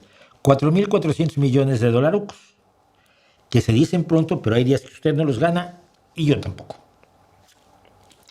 Entonces ya cuando te hablan con 4.400 millones de dólares, te están contando una historia totalmente distinta que cuando te dicen que todo esto es muy feo. Y la razón por la que Sinclair y Nexstar y la CBS, y la ABC y Disney deciden reinstalar el programa no es porque la solidaridad expresada ha sido maravillosa, es porque esto les estaba costando dinero y anunciantes, sobre todo a las transmisoras, a las televisoras locales que poseen Nexstar y Sinclair. ¿Qué van a poner? No, pues vamos a poner un programa de concursos en lugar de Kimmel ya, pero ahí no me quiero anunciar yo. ¿Por qué? Porque yo me quiero anunciar en el programa de Kimmel porque lo ve mucha gente. Pero es que es de izquierda y a mí, ¿qué? Me deja dinero. Y para un verdadero empresario, un billete de $1 no es de izquierda ni de derecha, hermanitos. Un billete de $1 es para aquello por lo que vive. Principios los tenemos los pobres. Y yo creo que esa fue fundamentalmente la causa por la que decidieron regresar a Jimmy Kimmel al aire está, pues lo está pasando maravillosamente bien. Él, por supuesto, es muy divertido verlo todos los días, pero no olvidemos que para mayo cancelan a Colbert, a Stephen Colbert, y nadie en su emisora, creo que CBS, ha sugerido siquiera que vayan a poder revertir la decisión de cancelar el programa Late Night with Stephen Colbert el 6 de mayo, si mal no recuerdo. Bueno, hablando de religión y patrañas, tu opinión sobre el líder de la luz del mundo, que se declaró inocente en una corte de Nueva York. Tengo preparado una cosa larguísima, pero es muy complicada y estoy tratando de desenredar la información para poderla presentar aquí en un segmento. Vamos a hablar de la luz del mundo otro día. ¿Cómo erradicar el bajo cociente intelectual en la genética humana? Pues no lo sé, pero yo no sé si es un problema. Yo prefiero erradicar la hijeputez que la tontería, ¿no? Pero la hijeputez a veces es peor que la tontería. Comente algo sobre la moral universal que defienden los creyentes como hecha directamente por Diosito. Ya lo hemos comentado, pero vamos a hablar. Estoy tratando de conseguir a alguien que trabaja la bioarqueología del cuidado para hablar sobre el tema, porque en la moral, como nuestras manos, nuestros ojos, nuestro cerebro y nuestra capacidad de andar a dos pies, es producto de la evolución y no de otra cosa.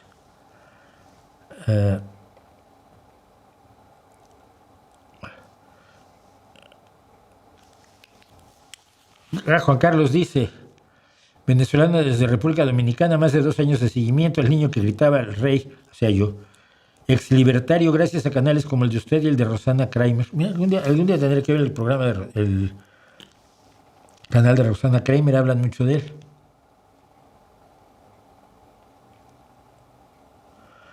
¿Qué tan cierto es eso de que dicen? No sé, Oscar, déjame revisarlo. Voy a buscar efectivamente sobre el sistema sueco de... Lo voy a apuntar, perdón.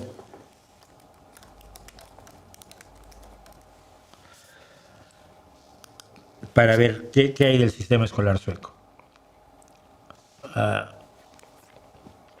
¿Hablarás de casos de corrupción en México? No mucho, no hoy por lo menos. Tengo una fila con los libros físicos y quiero conseguir uno tuyo. Yo sé que dependes de los editores. Como una vez le dije a Mulet, hagan lo posible. ¿Y quieres que te mande cuál? Físicos, creo que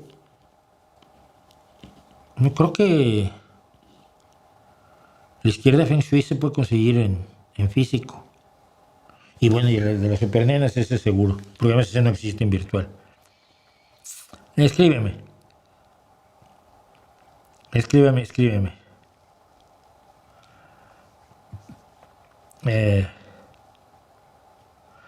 Mauricio, ¿cree usted que en la historia de México haya habido una época con tanta inseguridad? Pues sí, por supuesto. Sí, el México de 1910 era enormemente inseguro, y de 11 y 12. El México de la intervención francesa, el México de la guerra con Estados Unidos, el México de Santa Anna. Estás tú en tu casa y dices, hay un impuesto por las ventanas. No me jodas. Sí, su Alteza Serenísima, se hacía llamar Santa Anna, ha decidido poner impuestos sobre las ventanas. Es muy curioso. Yo viví en una casa en Querétaro, después del terremoto cuando me fui a Querétaro, que era una casa larga así. O sea, tenías la entrada aquí, es un pasillo abierto, larguísimo, y tenías aquí la sala, una habitación, otra habitación, el comedor, la cocina, otra habitación y otra habitación. Pero era un chorizo así. Yo me preguntaba por qué hacían las casas así en Querétaro, o sea, no me parece lógico. Pero claro, estabas tú en la sala y para ir a la cocina tenías que caminar 20, 30 metros, ¿no? Absurdo, pero así. Y entonces hasta que me explicaron que es que alguien había decidido que los impuestos se ponían por el frente de la casa, ¿no? Entonces la gente hacía los frentes de casa más estrechitos posibles y luego la casa para atrás, 30, 40, 50 metros, ¿no? De locos. Sí, México siempre ha habido inseguridad, siempre la gente cree que está viviendo los peores momentos de la historia y nunca es cierto. Esta es la única persona de izquierda que me cae bien. Pues te falta conocer a todos mis compañeros del Partido Socialista, fíjate. Te caerían de perlas. Entre otros, mi secretario general, Ramón García Moncho, a quien ya le hice una larga entrevista sobre socialdemocracia aquí mismo. Lo que vive México con Morena es un cáncer, sí.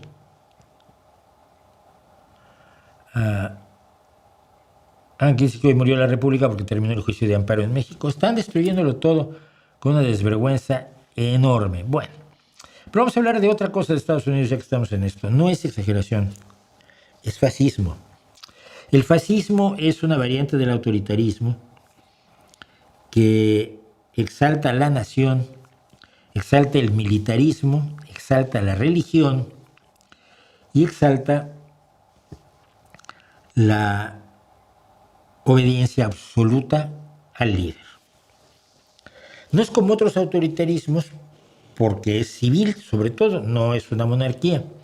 Tiene rasgos de monarquía, como lo diseñó Mussolini, pero no es una monarquía. Es un líder autoritario que surge de las filas del pueblo y todo el pueblo se da cuenta de que, él tiene que ser nuestro líder.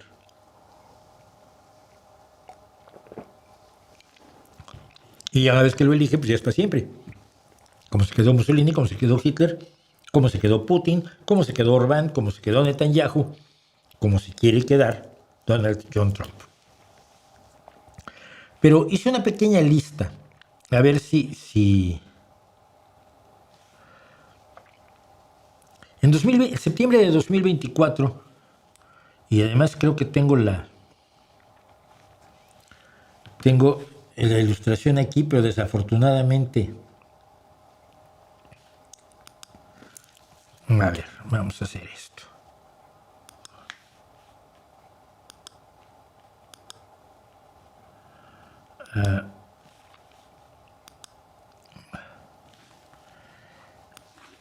En septiembre de 2024, y aquí lo tenemos relatado por el Independent del Reino Unido, Trump dice que su plan para expulsar a millones de inmigrantes será una historia sangrienta. No digan que no lo dijo. Lo que pasó con toda la campaña de Trump es que la gente dijo no va a hacer lo que dice. No es cierto, no pueden llegar a esos extremos. Es impensable llegar a esos extremos. Su plan para expulsar a millones de inmigrantes será una historia sangrienta, y lo estamos viendo. Y la sangre no ha llegado al río como debería haber llegado, pero puede llegar en cualquier momento. Ha declarado la guerra. Vamos a llegar a eso. Hice una pequeña lista. El 22 de enero, el departamento, él tomó posesión el día 20 de enero. ¿Recuerdan? Bien. El 22 de enero, el Departamento de Seguridad Interior anunció que se eliminaba una directiva de Obama que protegía a inmigrantes ilegales en áreas sensibles como hospitales, iglesias, tribunales, funerales, bodas y escuelas. Uno de los portavoces dijo que la administración de Trump no iba a atarle las manos a la policía, en este caso a ICE, la policía encargada de aduanas e inmigración. El 23 de enero, un día después, este misma Departamento de Seguridad Doméstica autorizó a que los policías federales ayudaran a llevar a cabo las políticas de inmigración de Trump. Entre otras agencias, la Administración Policial sobre Drogas, el Buró de la Oficina de Alcohol, Tabaco, Armas de Fuego y Explosivos y el Servicio de Marshals de los Estados Unidos, que tienen todos otras funciones.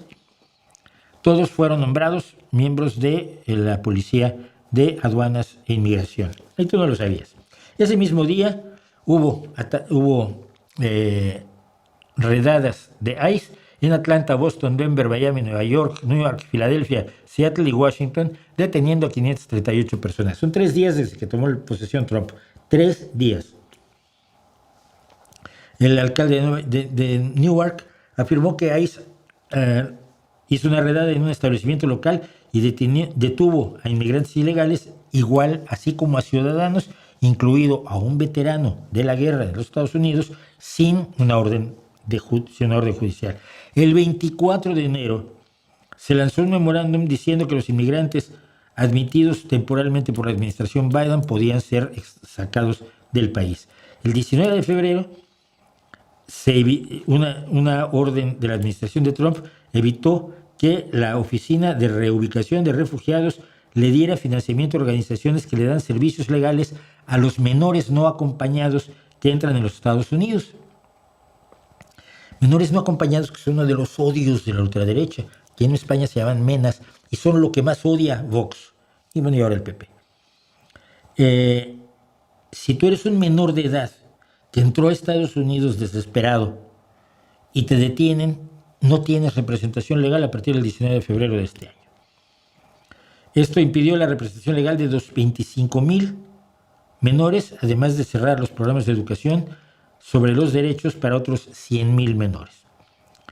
Para fines de febrero, al menos 3 personas habían muerto en los centros de detención de ICE desde el principio de la presidencia, o sea, en solo un mes y unos días. El 6 de marzo el ICE empezó a detener a padres y niños inmigrantes en una instalación, en un centro de detención de Texas. No deberían estar juntos mayores y menores.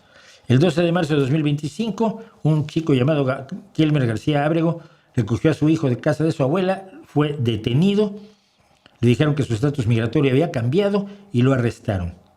Lo siguiente fue llevarlo a un centro de detención en Texas, y luego enviarlo a el campo de concentración que tiene El Salvador, el CECOT, Centro de Confinamiento de Terroristas, del que se hace llamar a sí mismo dictador cool, se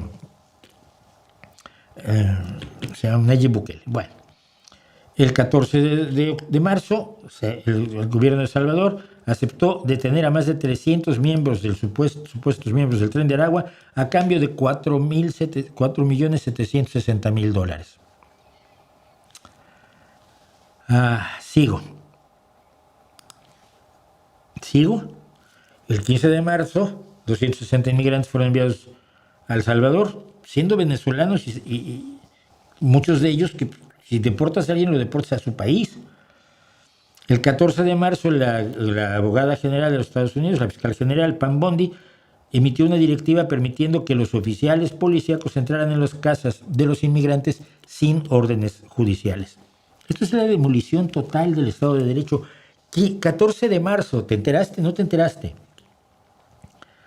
El 25 en mayo de 2025, la Suprema Corte permitió que la Administración de Estados Unidos revocara la situación de protegidos de 350,000 inmigrantes venezolanos, muchos de ellos que han huido de la dictadura de Maduro, que han huido de las condiciones que ha creado el chavismo en Venezuela, que no son buenas. Fue descrita como la acción más grande en la historia de los Estados Unidos que le quita derechos a un grupo de no ciudadanos. El 25 de mayo, Kristi Noem y Stephen Miller, el Himmler de Trump, le exigieron a ICE que arrestara a 3,000 personas diarias. ¿Por qué 3,000 personas diarias? Porque el objetivo de Trump es 1,000,000 de personas al año. 3,000 diarias te logra hacer ese numerito. Y que fueran entonces los responsables de ICE indicaron a los oficiales que fueran mucho más creativos en la detención de gente. Se empezaron a detener gente en la calle. Estos son personas que andan enmascaradas, sin identificación, sin placas, en automóviles sin matrícula, placa o identificación alguna, sin órdenes judiciales. De hecho, ya ha habido casos de personas que se disfrazan de agentes de ICE para robar, para violar y para matar. Porque no sabes quién te está deteniendo, porque llegan unos tipos enmascarados que te empiezan a tirar al suelo y a ponerte esposas. ¿Sabes si son policías o no? No lo sabes. El 20 de mayo, el Departamento de Seguridad Doméstica deportó a un grupo de inmigrantes de Myanmar y Vietnam, a Sudán del Sur.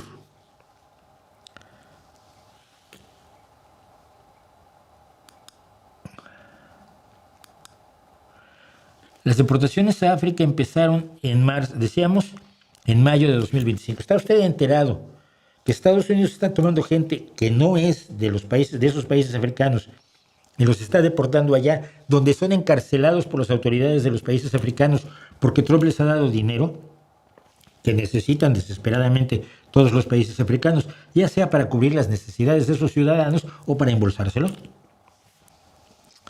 Constantes acuerdos con Ruanda, con Sudán del Sur, con Uganda, de hecho se amenazó con Djibouti. El 5 de septiembre, un tribunal federal de inmigración dijo que los inmigrantes indocumentados que viven en Estados Unidos no tienen derecho a la fianza. Quiere decir que si tienen un proceso judicial, lo tienen que pasar encerrados. Podría seguir. Esto no tiene otro nombre, esto es fascismo. Esto es lo que leía yo hoy. Esto no es una hipérbole. Hoy es uno de los días más aterradores de la historia estadounidense. El presidente de los Estados Unidos le acaba de decir a 800 de los principales generales y almirantes de los Estados Unidos lo siguiente. Esto fue el día de ayer, cuando los reunió el secretario de Guerra para decir que no tienen que tener mujeres en el ejército y demás. América tiene una invasión desde dentro. Estamos bajo una invasión desde el interior. No es diferente que un enemigo extranjero, pero es más difícil en muchas formas porque no llevan uniformes. Al menos cuando están usando un uniforme, puede uno matarlos. Esto es increíblemente aterrador, dice este póster que me pasaron hoy. Esto es traición. La supuesta invasión desde dentro es, por supuesto, de todas las personas que no son leales a Donald Trump. Todas las personas de izquierda o demócratas, que en Estados Unidos creen que los demócratas son de izquierda, déjalos, pobres. Los meramente progresistas, los simple y sencillamente republicanos que no están con Trump. Bueno.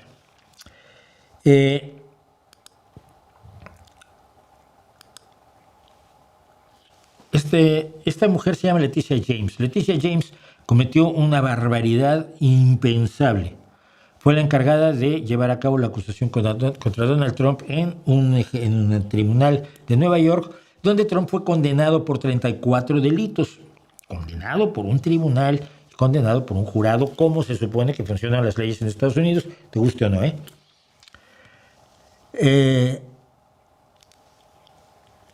Trump le ordenó al abogado de los Estados Unidos del Distrito Oriental de Virginia que encontrara evidencia en que incriminara a Leticia James por un fraude hipotecario.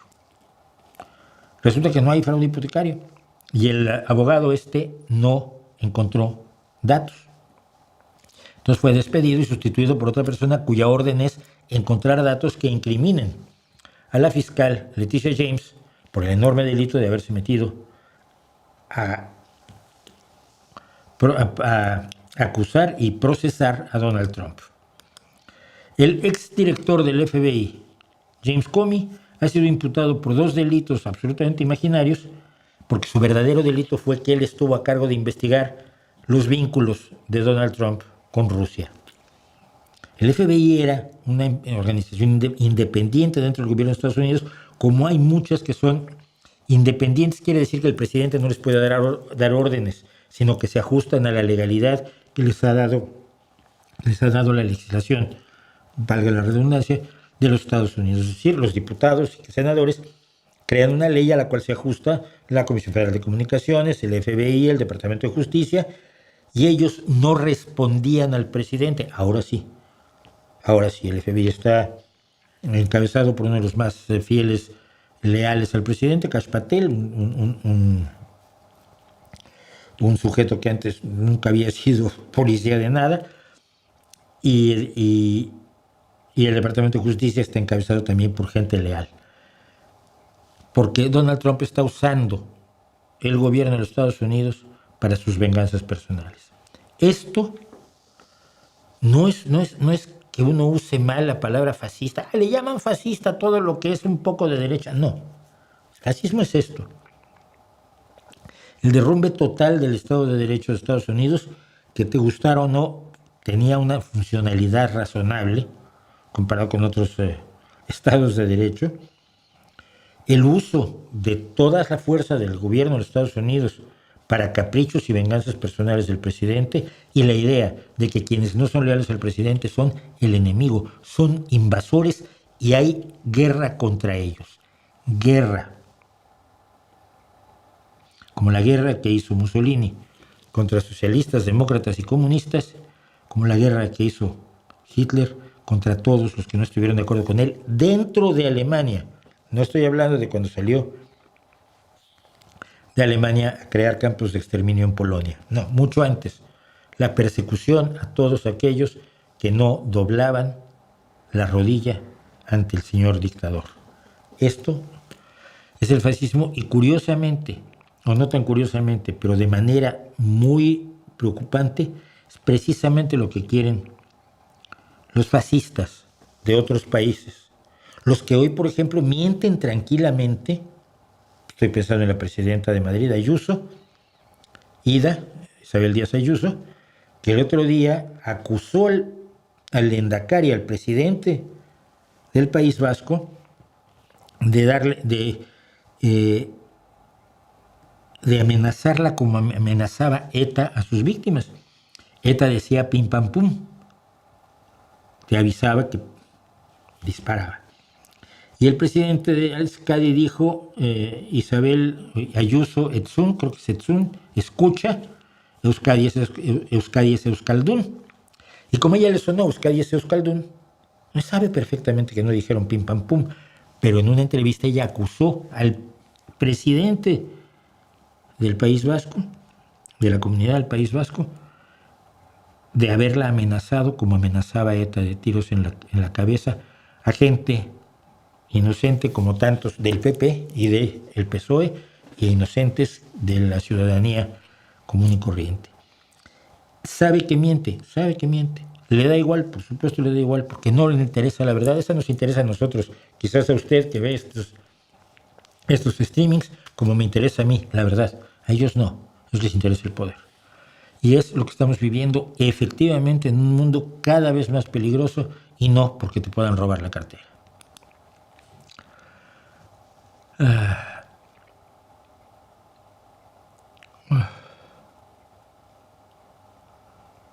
Alejandra Rojas, no, es que no, aquí no veo los iconos, me salen entre paréntesis, ¿no? Entonces son raros. Wash hands, lavamanos. Bueno, a ver, ¿qué más me cuentan ustedes? Saludos desde Denver, Colorado, USA. Colorado, nunca estuve en Colorado, dicen que es bien bonito. Soy seguidor desde hace ya varios años. Saludos de Ciudad Juárez. Gracias, Francisco Javier Uribe Gutiérrez. ¿Qué opinión tiene de la flotilla global Sumud que ayer fue tomada por el ejército israelí? Te voy a decir lo que dije. Pues siempre, lo bueno es que como ya dije las cosas en un momento dado, pues entonces las puedo repetir con más facilidad. Y esto fue lo que dije ayer cuando todavía no había, estaban rodeados, pero había el riesgo evidentemente que fueran tomados. Y dije, es un tweet de las 8:55 p.m. del día de ayer, es decir, a las 9 de la noche de anoche. 1. El ejército de Netanyahu no tiene ningún derecho de abordar los barcos de la flotilla Sumud y todos debemos condenar la acción de modo contundente y sin fisuras si se produce. Todavía no se había producido, se produjo más tarde en la noche. Es otro acto de autoritarismo y desprecio al derecho internacional y marítimo y muestra la confianza en la impunidad que tienen las acciones militares israelíes desde octubre de 2023. 2. Dicho eso, debe ser claro que la flotilla Sumud tiene una función eminentemente simbólica. El que lleve víveres o medicinas no es su misión fundamental. Hay otros medios por los cuales se está intentando llevar la ayuda necesaria y todos han sido bloqueados por Israel en general. El testimonio que representa este esfuerzo tiene un valor subjetivo por encima del objetivo y así debe entenderse. 3. Siendo lo simbólico muy importante en estos momentos, no deja de ser incómodo para un observador serio, que es lo que yo pretendo ser, que estas acciones sirvan de medio publipropagandístico para individuos que viven a la casa de los reflectores y que realizan un interminable cosplay de solidaridades oportunas y convenientes. 4.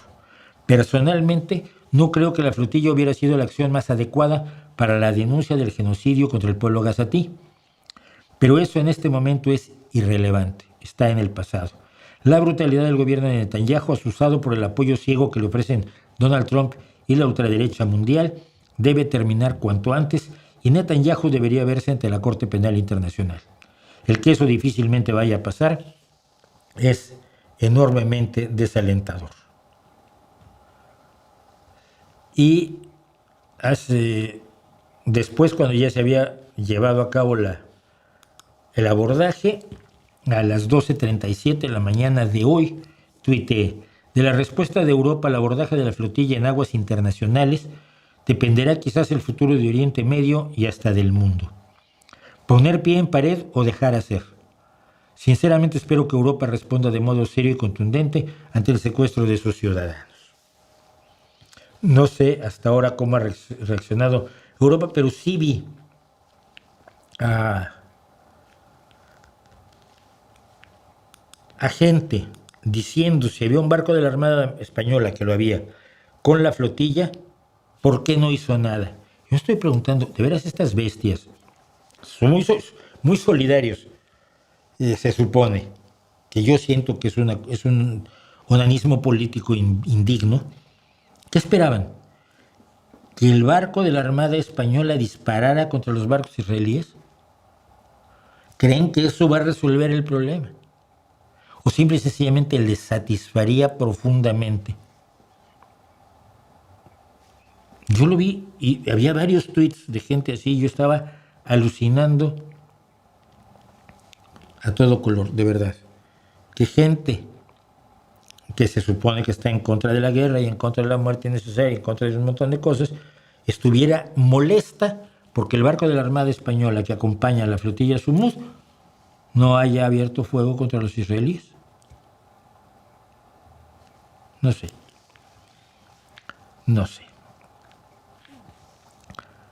Sigamos.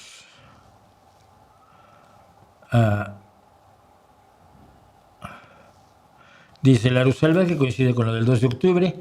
Muchos de los que participan en la lucha de hoy no saben por qué están allí, salvo para vandalizar todo a su paso. Mauricio, con todo lo que dice Arturo Friedman, con todo lo que la 4T ha transformado el país en los pasados 7 años, soy muy pesimista en cuanto al futuro a corto y mediano plazo de México. Y yo soy enormemente pesimista. Todos los días me pregunto cómo se podrá revertir esta dichosa transformación, dado que no quedan espacios de defensa legal ni de democracia. Algunas ideas, la misma que ha tenido siempre la organización social transversal, desde abajo. Desde abajo. Te reitero mi enorme gusto de ser tu patrocinador. Gracias, Arturo. Espero pronto poder incrementar mi aportación mensual. Gracias, Arturo. Y es el momento, pues, de decirles que necesitamos el apoyo de todos ustedes en Patreon, símbolo, logotipo que está arriba a la izquierda, esa cosita negra. A través de Patreon con una aportación mensual, a través de PayPal con una aportación por una sola vez, porque el canal vive de esto. O sea, si queremos que siga el canal, necesitamos apoyarlo, y apoyarlo desafortunadamente es o con dinero, o con recomendaciones, o con... Alguien había dicho que se podía hacer las miniaturas del canal, luego desapareció y ya no me dijo nada. Claro, es que es hacer 5 miniaturas diarias, que las hago yo, que no soy diseñador gráfico y se nota, lo siento. Pero la ayuda profesional, Víctor Vázquez, que ha sido el hombre que nos ha llevado a TikTok, y el otro día teníamos una cosita en TikTok con 50,000 visualizaciones, que yo dije, madre mía, ¿qué fue esto?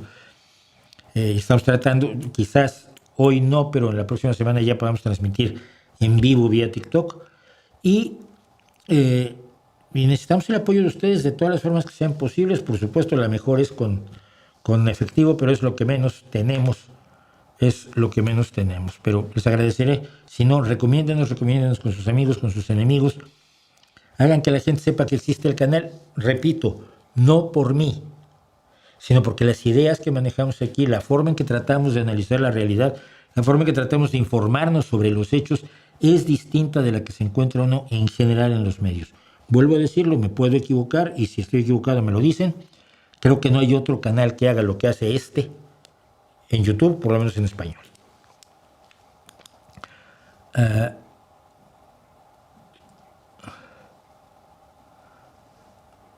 No sé, hace poco me enteré de un artículo del New York Times sobre conspiracy physics, físicas de la conspiración. Dice la tendencia de personas influyentes en redes como Eric Bernstein, que no conozco, Sabine Hossenfelder, entre otros. Sí, a ver, desde Sabine yo he sentido que ha tenido un derrumbe brutal, pero a ver, porque yo de lo poco que de lo poco que pago de información es mi suscripción al New York Times. Y quiero ver si encuentro ese artículo, ya lo leeré, la física de la conspiración. Conspiracy, perdón, Physics.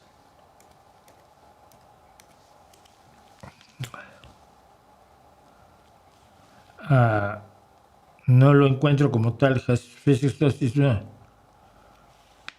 Bueno, lo buscaré en otro momento, pero sí, yo siento que ella, sobre todo Sabine Hossenfelder, se le estaba cayendo el negocio y decidió entrar por otro lado, que lo han hecho algunos divulgadores españoles, ¿no? Que de pronto pues, estaba hablando de física y no tenían todo el éxito que querían y entonces cambiaron.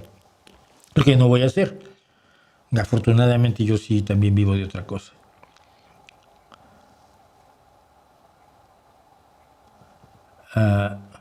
¿Por qué nunca en la historia ha habido un solo caso de un presidente de Estados Unidos que haya pagado cárcel, a diferencia de países como Perú o Corea? Básicamente porque no han sido delincuentes directamente. El único es Donald Trump. Pero que hayan cometido delitos claros como Fujimori, no hay casos, ¿no?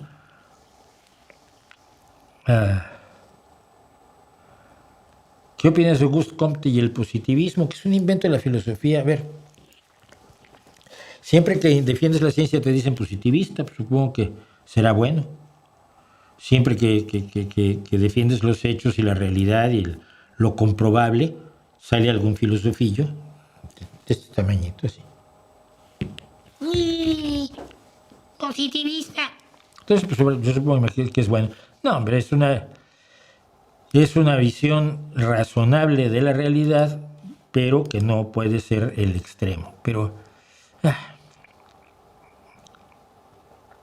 si me aburre leer algunos clásicos como Ana Karenina, Madame Bovary, etcétera, estoy mal. No estás eligiendo los clásicos que incorrectamente. Busca los clásicos de temas que te interesen.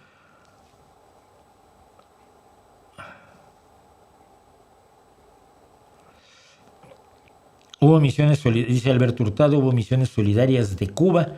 ¿Qué le decían a los agricultores que usaran bueyes en lugar de tractores porque es mejor para el medio ambiente? Claro, porque no había para tractores y no había gasolina en Cuba, ¿no?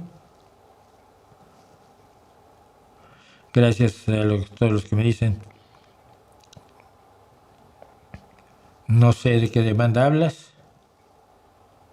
Sí hay integrantes de la Luz del Mundo en Morena. Un video especial de amor y otro del amor y otro del arte. ¿Cómo ves? Pues no veo cómo. ¿Por qué? El arte. Es que hablar del arte en general es muy difícil. Mira.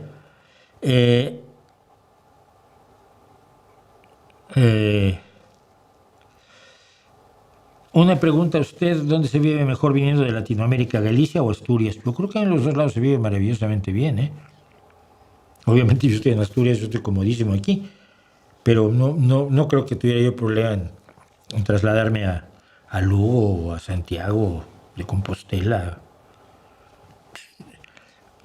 Dicen que gallegos y asturianos primos hermanos también, o sea, fíjate, no hay una barrera, no hay una frontera lingüística entre Asturias y Galicia, eso es lo más bonito, o lo más interesante, o lo que te revela que quizás la separación es poco artificial.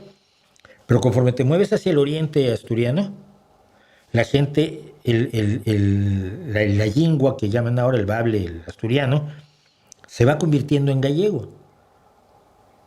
Y cuando ya cruzas a Galicia, ya es el gallego empieza a perder su asturianía cuando ya estás tierra adentro, sobre la costa, insisto, hacia el este, por la costa de la cornisa cantábrica, llegas a un lugar donde se habla un gallego que ya no es inteligible en Asturias, pero en medio, en la frontera, hay un gallego asturiano, un asturgallego, que te revela que es como reconstruir la evolución del idioma, ¿no? Porque finalmente así es como evolucionan y cambian las lenguas. Problemas geográficos, sociales, económicos, políticos, muy entretenido. El libro de la Pernada está en las librerías del Fondo de Cultura Económica. No me digas. En la librería que está donde el cine Bella Época en la ciudad, donde era el cine Bella Época en la Ciudad de México. Qué bonito el cine Bella Época. Pasaba películas antiguas. Las veía yo. Gracias por Raúl Lefranc por la información sobre el libro de las Cernenas. Hola Mauricio, ¿alguna vez te has visto obligado a usar la fuerza física para defender tus ideas? No. La he usado 2 veces, una para defenderme y la otra para dar una lección. Cosas de juventud, pero no soy alguien que utilice la fuerza física para nada. No quisiera volver a usar YouTube jamás. Después le dieron 24,5 millones de dólares al Hitler naranja. A ver, yo no sé qué pasó allí. No tengo ninguna, no estaba yo informado para nada de una demanda del Hitler naranja contra YouTube. Sé que tiene una demanda enorme contra el New York Times, pero lo que tú ves en YouTube no es a la directiva de YouTube, que finalmente es Google, que finalmente es una división de Alphabet Incorporated, ¿ok? Estás viendo a los usuarios, nosotros, a los que hacemos los canales, y yo no le he dado ni un céntimo al Hitler naranja, ¿no? Gracias por el superchat a Diego Fernández, Carolina Infante. La Nutri recomienda, hola, ¿qué habrán pensado los generales cuando escucharon las fascistadas de Trump? Obviamente los generales no pueden hablar, pero hay generales retirados que han hablado y están horrorizados. Yo vi por lo menos a 2 generales retirados del ejército estadounidense que están absolutamente horrorizados. ¿Qué dice de los empleados de la planta de construcción en Georgia, donde atestaron al personal de Corea del Sur que estaban entrenando a los empleados estadounidenses? Eso es horrible. Sí, fueron como 500 trabajadores coreanos que fueron deportados por el gobierno de Estados Unidos, estando legales al parecer, pero como eran coreanos y eran extranjeros, pues los echaron. Entonces la Hyundai, que es la empresa coreana que estaba construyendo una planta para invertir en los Estados Unidos, andan con la ceja hasta acá y no sé cómo se va a resolver aquello.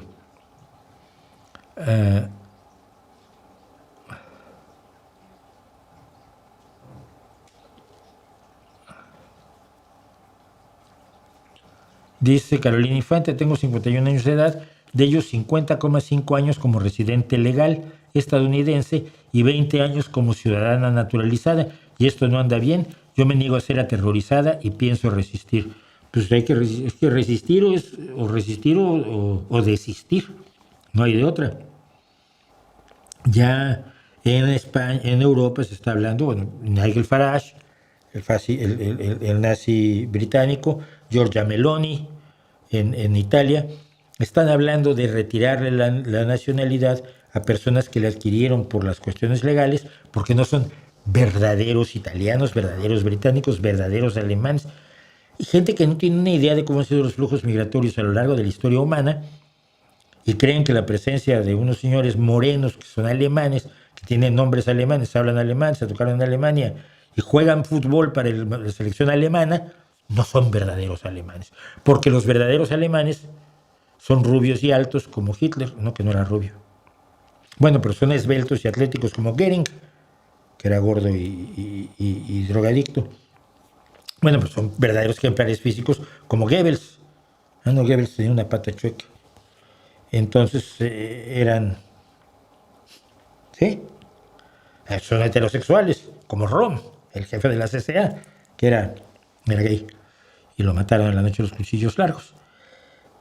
Los verdaderos españoles, los verdaderos franceses, los verdaderos estadounidenses, los verdaderos indígenas, como los indígenas a los que denunciaba yo el otro día. ¿No es profundamente estúpido todo eso? En serio.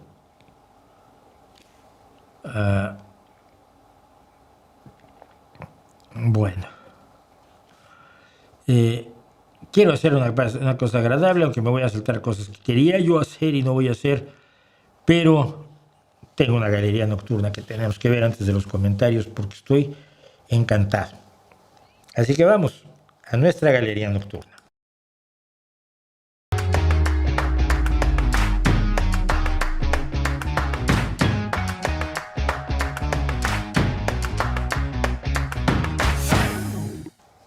Vamos a hablar de Gustave Doré, de quien ya hablamos una vez, pero vamos a hablar de Gustave Doré en Londres porque la historia me parece absolutamente deliciosa. Muchas veces mucha gente me ha pasado que piensa en Gustave Doré como alguien del Renacimiento, porque sus ilustraciones de Dante, de la Divina Comedia de Dante o del Quijote, estas dos son maravillosas, pues hacen pensar que era medianamente quizás contemporáneo, bueno, no contemporáneo, porque uno es el Dante es del siglo XIV y Cervantes del XVI, pero vamos, que es alguien antiguo y no que es este simpático francés repeinado, de buen bigote, ya traemos el mismo bigote, Gustave Doré y yo, que fue un representante fundamental del siglo XIX. Y de hecho es un puente del arte en el siglo XIX, ¿no? Pero no voy a hablar de Gustave Doré ahora, simplemente enseñó lo que vivió solo 51 años, una verdadera tragedia. Está enterrado en el Père Lachaise, en París, si algún día usted lo quiere ir a visitar. Yo estuve, no me acuerdo si fue fue en Montmartre, donde fui a visitar, entre otros, a Jim Morrison. Pero en 1869 lo contrataron una compañía llamada Grant and Company, junto con él, con el periodista británico William Blanchard Jarrold, para hacer un libro, una serie, en realidad, que fue Londres, un peregrinaje. Se publicó originalmente en 13 partes con 191 páginas de ilustraciones. Luego se hizo serie en una revista semanal que era el Harper's. Y es una maravilla. ¿Qué es lo que pasa? Doré había tenido mucho éxito con la Biblia, ya tenía su galería, y entonces en 1868 el periodista Jarrold le propuso hacer juntos un retrato de Londres. Grant and Company le dio 10,000 libras, que es un... A ver, unos años después, Van Gogh trabajaba en Londres por 90 libras al año y era el triple del sueldo de un trabajador normal. Es decir, los trabajadores normales en Londres, a los que retrata Doré, ahora vamos allá, que es lo mejor, ganaban unos 30 libras y ya vivían. Van Gogh ganaba 90. Doré se cobró 10,000 libras por hacer este trabajo durante 4 años.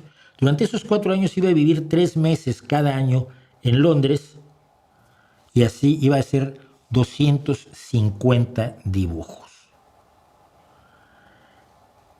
El autor y el artista, el periodista y el dibujante, pasaban los días recorriendo la ciudad juntos, acompañados muchas veces de policías de incógnito,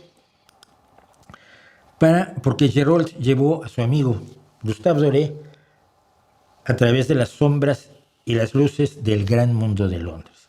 Sus 250 dibujos en plumilla y tinta china, muchas veces con dramáticos claroscuros, fueron convertidos en grabados por un gran equipo. Doré tenía, y esto es muy importante, cuando alguien dice un grabador, los grabadores hacen los dibujos y tienen a un equipo de grabadores que hacen los grabados en sí, que era la única forma de reproducir hasta entonces una obra artística. Tomabas el dibujo, lo convertías en un grabado y el grabado ya lo podías usar como base para imprimir un montón de copias.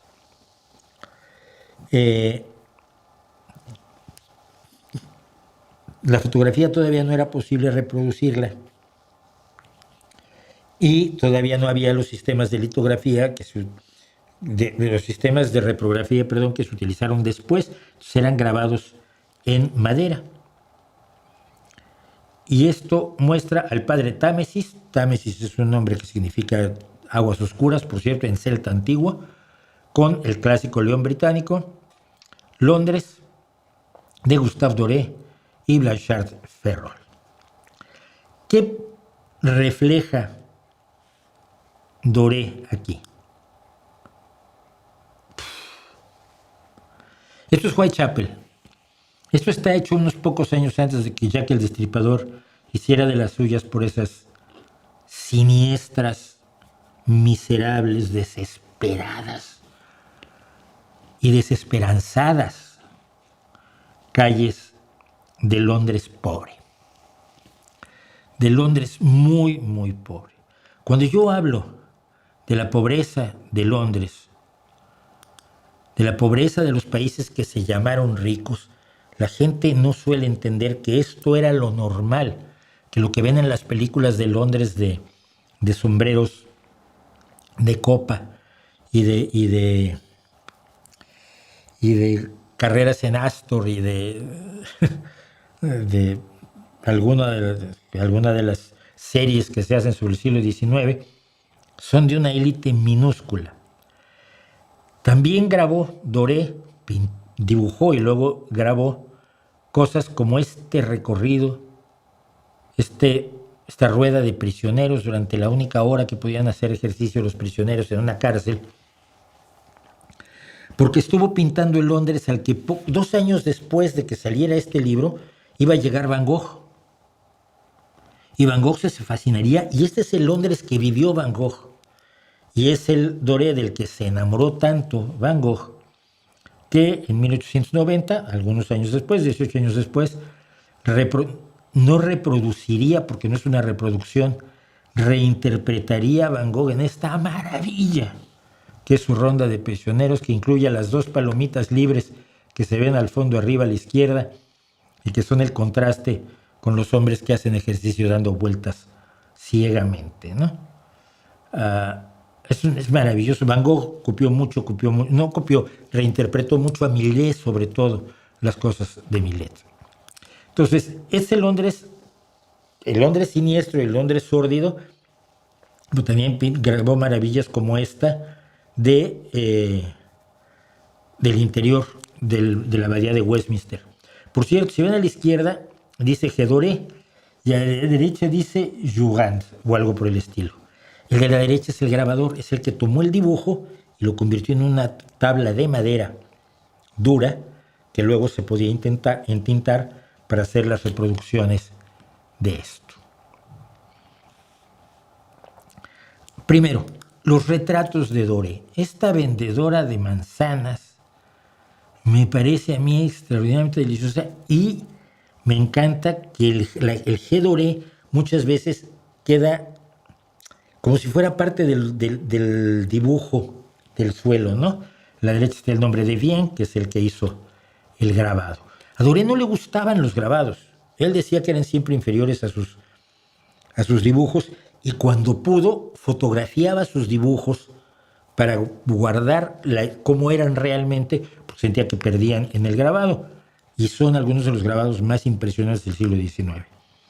Este vendedor de limonada, que también podía ser frontman de un equipo de un grupo heavy de rock, me es maravillosa. La expresión del tipo es deliciosa.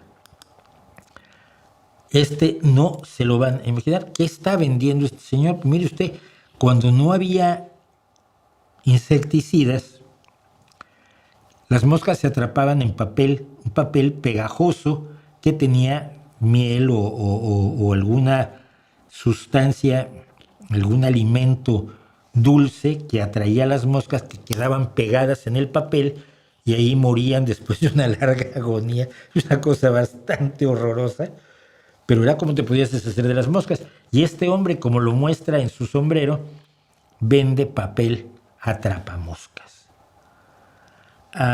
Y por terminar, esta mujer que por lo visto vende alcohol o vende algo así, pregonando sus ventas en la calle. Y me parece tan extraordinario. O sea, la idea de que Doré es un artista gráfico y por lo tanto es menos un artista que Van Gogh o que Jan van Eyck, me parece dramáticamente irresponsable, como me pasa con Maurits Cornelius Escher. Creo que son artistas de primerísimo nivel, que deben ser reconocidos como artistas gráficos, como artistas que realmente representan una época. ¿Y qué es lo que pasa aquí? La fotografía ya existe. Doré puede fotografiar sus dibujos, pero la fotografía todavía no puede salir a la calle a hacer esto. O lo hace un artista como Doré, o no lo hace nadie. Y es lo que les da valor. Unos años después la fotografía ya se hace cargo de esto. Y los ilustradores se pueden pasar a mundos de lo imaginario como Escher, ¿no? Pero esta sordidez, esta tragedia, esto es un mercado de pescados, por supuesto, uno de los mercados de pescados de Londres de entre 1869 y 1872. Insisto, creo que Van Gogh llega a Londres en el 76 y Jack el Destripador es del 88.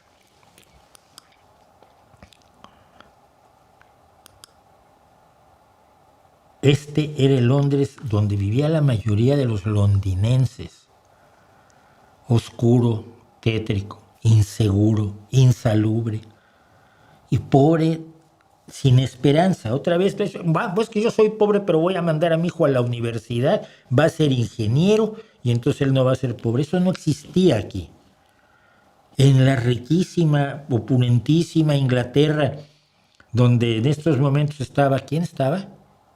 No creo que era rey, en aquel momento. Probablemente el abuelo de Victoria o el padre de Victoria. Bueno, eso lo podremos buscar, pero no viene al caso. Búsquenlo.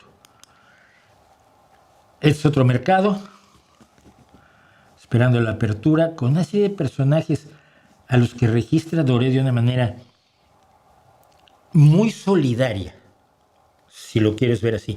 Y hay una cosa muy interesante. A Doré no le gustaba tomar apuntes en público. ¿Por qué? No lo sé. Lo he encontrado en varias fuentes.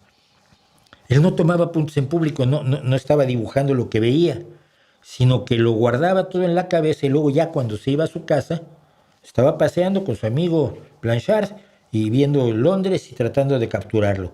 Y ya cuando estaba en su hotel de regreso, es cuando dibujaba. Por eso ahí dicen muchísimos errores en cuanto a la reproducción fotográfica de la realidad de Londres.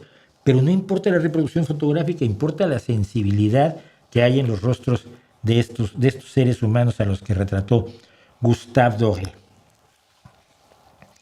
Y aquí hablaba yo de inmigrantes. Miren, ese hombre con el extraño turbante y la mujer que está atrás de él y los niños. Entonces uno dice, quizás son sospechosamente de otro lado, tal vez gitanos. ¡Oh! Y había un gran rechazo a los inmigrantes en Londres de mediados del siglo XIX. Sí, avanzar nos cuesta trabajo y lo hacemos muy poco a poco. A veces los pasitos que damos son pasitos muy cortos, creo, pero los damos. Este organillero, porque finalmente lo que está haciendo es tocar, en mi mano, tocar un organillo para gusto de los niños, quizás es un poco de alegría en ese Londres sórdido, salvo cuando te das cuenta que algunos niños están bailando y otra niña está cargando a su hermanito más pequeño porque no hay nadie más que lo cuide que ella. Esas niñas que son madres a los 9 años y que en México conocemos todavía muchas. Esto ya no pasa en Londres. Pasaba hace apenas 150, 160 años. pero hoy pasa en México y no nos escandalizamos lo suficiente, creo yo.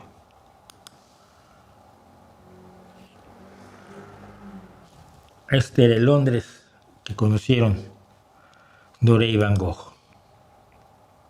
Esta creo que la repetí, lo siento. Esto me parece, además de prefigurar a Escher, es una serie de pequeñas casas con sus pequeños jardines, que esto ya sale un poco quizás de la máxima pobreza para llegar solo a la pobreza. Tiene su ropa tendida, pero la curva que hace, que está visto desde un tren, desde un puente de tren, y lo que hay enfrente es otro puente de tren. En Londres todavía, si ustedes van, por ejemplo, a la parte de Southwark, todavía se van a encontrar estos puentes para trenes que se están usando los ferrocarriles británicos, y en esos arcos ahora hay establecimientos de todo tipo y talleres. Hay un taller de Porsche en alguno de ellos, y en algunos en uno de ellos se hace, por cierto, una feria de comida los sábados y los domingos, que es extraordinario. Bueno, pero esto ya me suena a algo que Escher podría tomar, esa curva que va hacia la infinitud de miles y miles de personas que viven en las mismas condiciones, tristes, pobres y jodidos. Y luego viene alguien y me dice, no, es que ahora que hacen las casas todas iguales, ¿qué deshumanización? No, papá, deshumanización era esta. A ver si lo recordamos. Estos son hombres trabajando en una empresa de gas, por cierto, trabajadores.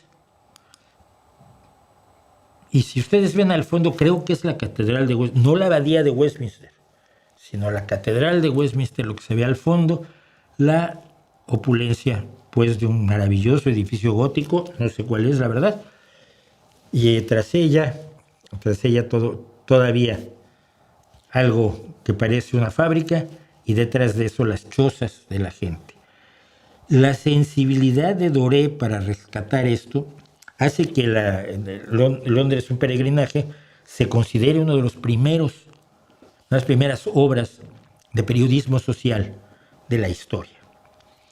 Esto es lo que fascinó a Van Gogh, y también lo fascinó otro personaje de Londres, clásico de Londres, que fue Charles Dickens, el que relató en libros la miseria, la tristeza, la desesperanza de la Inglaterra industrial, y que fascinó a Van Gogh a tal grado que en sus cartas a Theo constantemente cita a Charles Dickens. Los que están a la derecha son pobres que vienen a recibir limosna.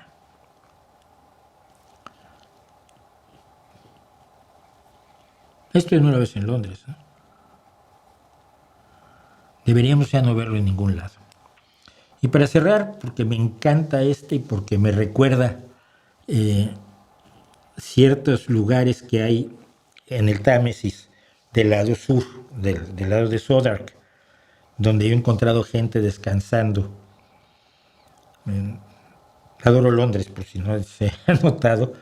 He encontrado gente descansando, pero no pasando la noche aquí como esta pareja con sus 2 hijos, retratados con todo el cariño imaginable por el genial francés Gustave Doré. Puse unas pocas. Hay 250, hay 190, hizo 250 y hay 191 dibujos incluidos en el libro Londres, un peregrinaje, de Blanchard y Doré. Véanlo. A mí me parece una joya del arte y no de las artes gráficas, que siempre las mira mucha gente por encima del hombro, y yo me rehúso a verlo por encima del hombro porque me estremece y me conmueve tanto como me conmueve lo que hizo Van Gogh con el dibujo de Doré, porque a Van Gogh lo conmovió también Gustave Doré. Dicho eso, ¿qué me dicen? Daniel Noboa en Ecuador es un presidente fascista, autoritario, y está recibiendo apoyo del gobierno de Estados Unidos, pues, ¿por qué será, no? Dice Antonio Grael, desde mi ignorancia, si la fragata española hubiera abierto fuego, habría sido un acto de guerra y al mismo tiempo una declaración de guerra, por supuesto. Es que no puedes hacer eso. No porque te enfrentas a un bruto tienes derecho a ser bruto tú, ni mucho menos. Me gustaría también subir los clips a Facebook e Instagram. Víctor Vázquez, mira, el responsable de TikTok. Estoy tratando de transmitir en TikTok en vivo, ¿eh? Tenemos que entrar en contacto. Sí, sí. Facebook e Instagram. Te paso luego las claves para que entres. Sobre el 2 de octubre ya hablé, creo que muy ampliamente. Saludos desde Nueva York. ¡Ay, Nueva York! Miren, yo soy muy curioso. Soy ratón de un solo agujero, pero por H me pasé la vida viajando y entonces me gusta. No me gusta viajar, pero me gusta estar en otros lugares. Si pudiera teletransportarme sería absolutamente feliz. Nueva York lo conocí, pero vamos, superficialísimamente, porque me llevaron a trabajar como un verdadero esclavo en una oficina del Empire State, por cierto, de una compañía, de una agencia publicitaria. Y éramos unos mexicanos, una empresa mexicana, que produjimos una serie de cosas allí para unos lanzamientos de producto, una convención de ventas de una compañía farmacéutica, y estuvimos 2 o 3 semanas en Nueva York trabajando como que nos escapábamos para conocer un poco Nueva York, para visitar la New York Experience y para tomar una cerveza en un bar donde, donde había una pianista negra cantando Humo en los ojos y yo lloraba junto a ella. Bien bonito. Y comía sándwiches de Sarges, que sigue existiendo Sarges y hay que comer en Sarges toda la vida. Saludos desde Nueva York. Trump se sorprendió ayer porque los militares no aplaudieron cuando él entró. Lo primero que dijo fue: sí, es el recibimiento más silencioso. Los militares solo siguen el protocolo, los militares no te van a aplaudir. Es que Trump está acostumbrado al público de la televisión. Tengo un conocido evangélico que la otra vez puso una publicación de Face alabando al asesino Fujimori. ¿No es una contradicción con la doctrina que pregonan los religiosos de respeto a los demás? Siempre tienen un subterfugio filosófico, teológico para eso. No esperes coherencia en los religiosos, en la mayoría de los religiosos. Porque toda religión está llena de puertas, de puertas trampa para salir por la puerta falsa. Entonces tienes a Cristo hablándote de el amor entre hermanos, y lo tienes San Agustín haciendo toda la apología de la guerra justa. Siempre tienen puertas falsas.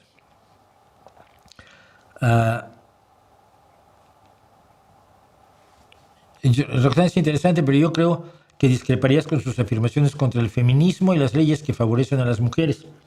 Probablemente discreparía, sí, porque hay leyes que solo favorecen a los niños, hay leyes que solo favorecen a los pobres, hay gente que solo favorecen a los grupos que están por alguna u otra causa marginados, y en ese caso, en el caso de las mujeres, creo que es razonable que lo haya. Invite a Benelina Lesper, se pondría interesante. No sé, me cae bien. El poco que he visto de Benelina Lesper es así como bien ecléctica como yo, pero no sé, no he pensado.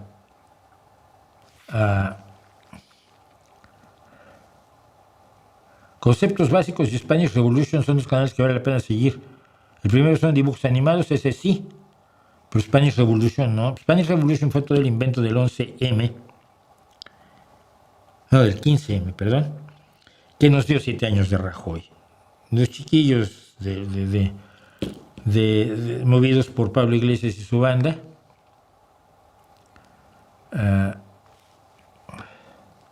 Y no, ¿quién dice Víctor, desde que conocí a Van Gogh le he querido robar una bolsa de mandado a una amiga que tiene la noche estrellada, jajaja.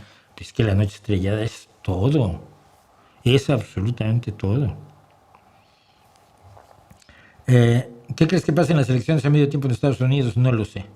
Si Trump pierde la mayoría, va a haber un enfrentamiento durísimo, pero si Trump mantiene la mayoría, que es lo que están intentando hacer con la redistribución de la que ya hablamos aquí, pues lo que tenemos es una caída al fascismo, porque no lleva Trump más que Y estamos a 2 de octubre. O sea, todavía no ha cumplido 9 meses en el gobierno. Y son 4 años. Gracias a los que me dicen cosas bonitas. Mi Biblia y mi Divina Comedia son ilustrados por Doré, un ídolo. Sí,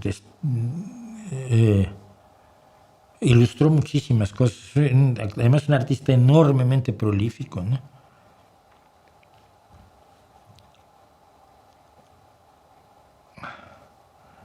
¿Qué opina de las ONG? Pues de algunas opino que son maravillosas, de otras opino que son un negocio, de otras opino que son un embuste, de otras opino que son un ridículo. No creo que se pueda tener una opinión en general sobre las ONG. Creo que las organizaciones no gubernamentales tienen que jugar un papel porque son contrapesos a los gobiernos. Pero también es un negocio fabuloso, ¿no? Precisamente el otro día, ya no nos va a dar tiempo de ver una cosa que quería yo ver sobre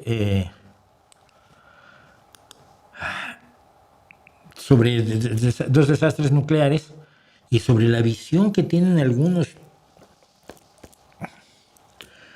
Juan López Uralde, Juancho Uralde, que fue el presidente de Greenpeace, que una vez lo detuvieron por meterse en un acto, creo que en algún país nórdico. Y entonces estuvo 10 días en la cárcel y salió como si hubieras escapado de Auschwitz, ¿no? Uy, se hizo la víctima de una manera increíble. Entonces hizo un partido verde y fue diputado un montón de años. Yo estaba furioso porque llegó un portaaviones de Estados Unidos a la base, una de las bases militares que Estados Unidos tiene en España, y dijo que eso violaba la obligación de que no hubiera armas nucleares. No tiene armas nucleares el portaaviones. Lo que pasa es que está movido por un reactor nuclear. El portaaviones, en vez de motor a diésel o a gasolina o a vapor o de mulas o a remo, ¿no? Como las galeras, lo que tiene es un reactor nuclear y se mueve con la energía eléctrica que aporta un reactor nuclear que lleva el portaaviones. Pero eso no quiere decir que tenga armas nucleares. Es que los ecologistas no han querido entender nunca la diferencia entre la energía nuclear y las armas nucleares. Son de los que ven fuego y lo apagan, porque un día se quemaron el dedo y no entienden que se necesita para cocinar, porque no dan para más.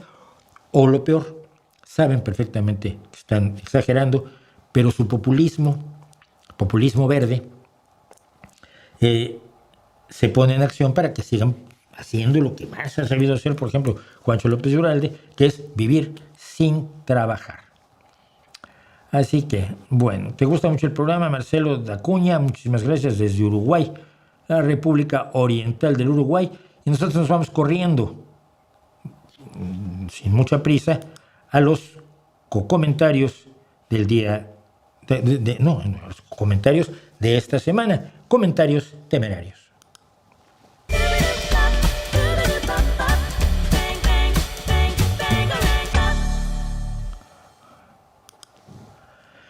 Bueno, pues tenemos hoy bastante material, así que empecemos. Me dice César Enrique Vela Castro 3666. Mis respetos por excelsos comentarios. Usted, don Mauricio Schwartz, nos informa con hechos, pero entonces, en vista de sus argumentos, ¿estamos solos en el universo? Sí, parece que sí. Le solicito analizar en segunda parte porque, es el de los aburridos ovnis vuelven, tenía yo allí. Que analizar en segunda parte porque de forma por demás sospechosa la mayoría de avistamientos ocurren en el país más violento del mundo. No, porque es una pregunta, ¿por qué en forma por demás sospechosa la mayoría de los avistamientos ocurren en el país más violento del mundo? ¿En Haití? ¿Cuál es el país más violento del mundo en este momento? Vamos a ver. De todos modos le contesté otra cosa, pero el país más violento del mundo hoy, actualmente, en todo el mundo, según el International Security Journal, el país más peligroso del mundo es Rusia. Rusia es el primero en la lista de los países más peligrosos del mundo en 2025. La razón principal pues, es la guerra con Ucrania, y luego Ucrania. Luego Sudán, también por la guerra. la República Democrática del Congo también por la guerra, Yemen también por la guerra, Afganistán porque están los talibanes, que por cierto voy a estar con unos compañeros hablando sobre los talibanes dentro de poco, Sudán del Sur y así sucesivamente. Bueno, no es pero bueno, le contestaba yo, ya lo he tratado, y le ponía yo, perdón, le decía que ya he tratado el tema más ampliamente,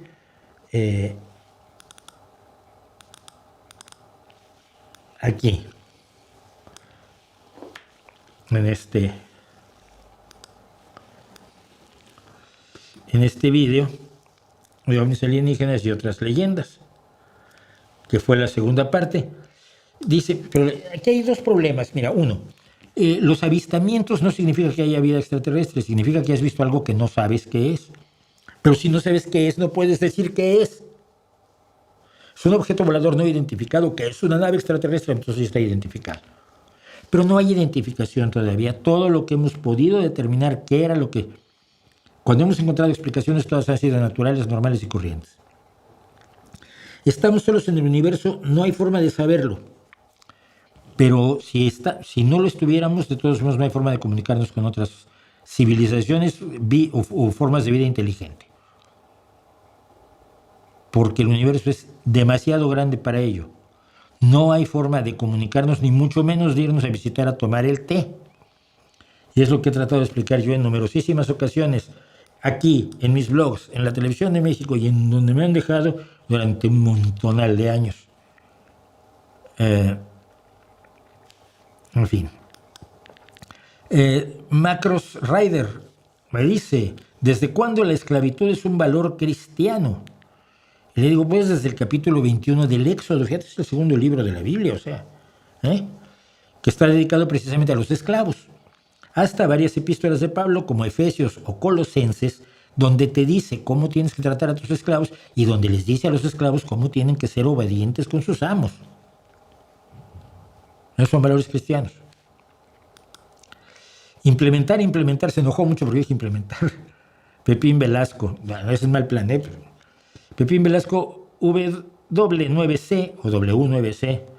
Implementar, eso dicen los turistas cuando vienen por acá. Implementar, antes se decía iniciar, introducir, crear. Ahora es implementar porque hay que implementar, porque hay que imitar el implement inglés. Y le digo, pues no. Tú implementa es poner en acción, poner en marcha. Y según la RAE, eso que a los pseudopuristas les suelen rendir pleitesía, yo no, pero bueno, implementar se define como poner en funcionamiento o aplicar métodos, medidas, etcétera, para llevar algo a cabo. Le dijo, ay, no quise hacer, vamos, dijo, no, si no lo hice por ofender, no, Pepín, no ofendiste, creías que era un anglicismo y no lo es, ya está, ya es una, como tantas palabras que se introducen en el idioma, en esta inmigración del lenguaje que también se da como se da la inmigración de las personas.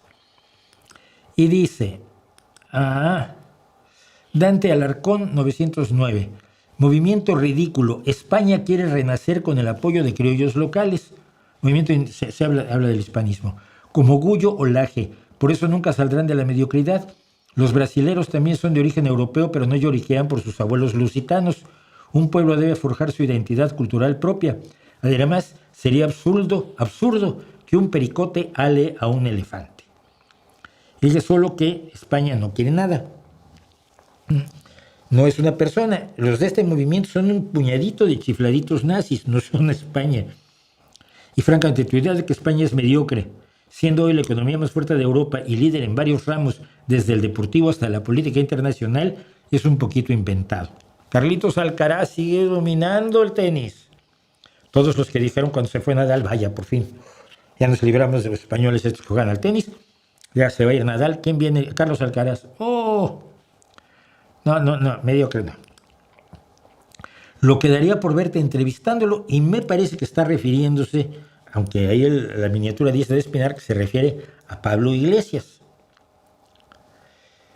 Y mi respuesta es, no lo aceptaría él nunca.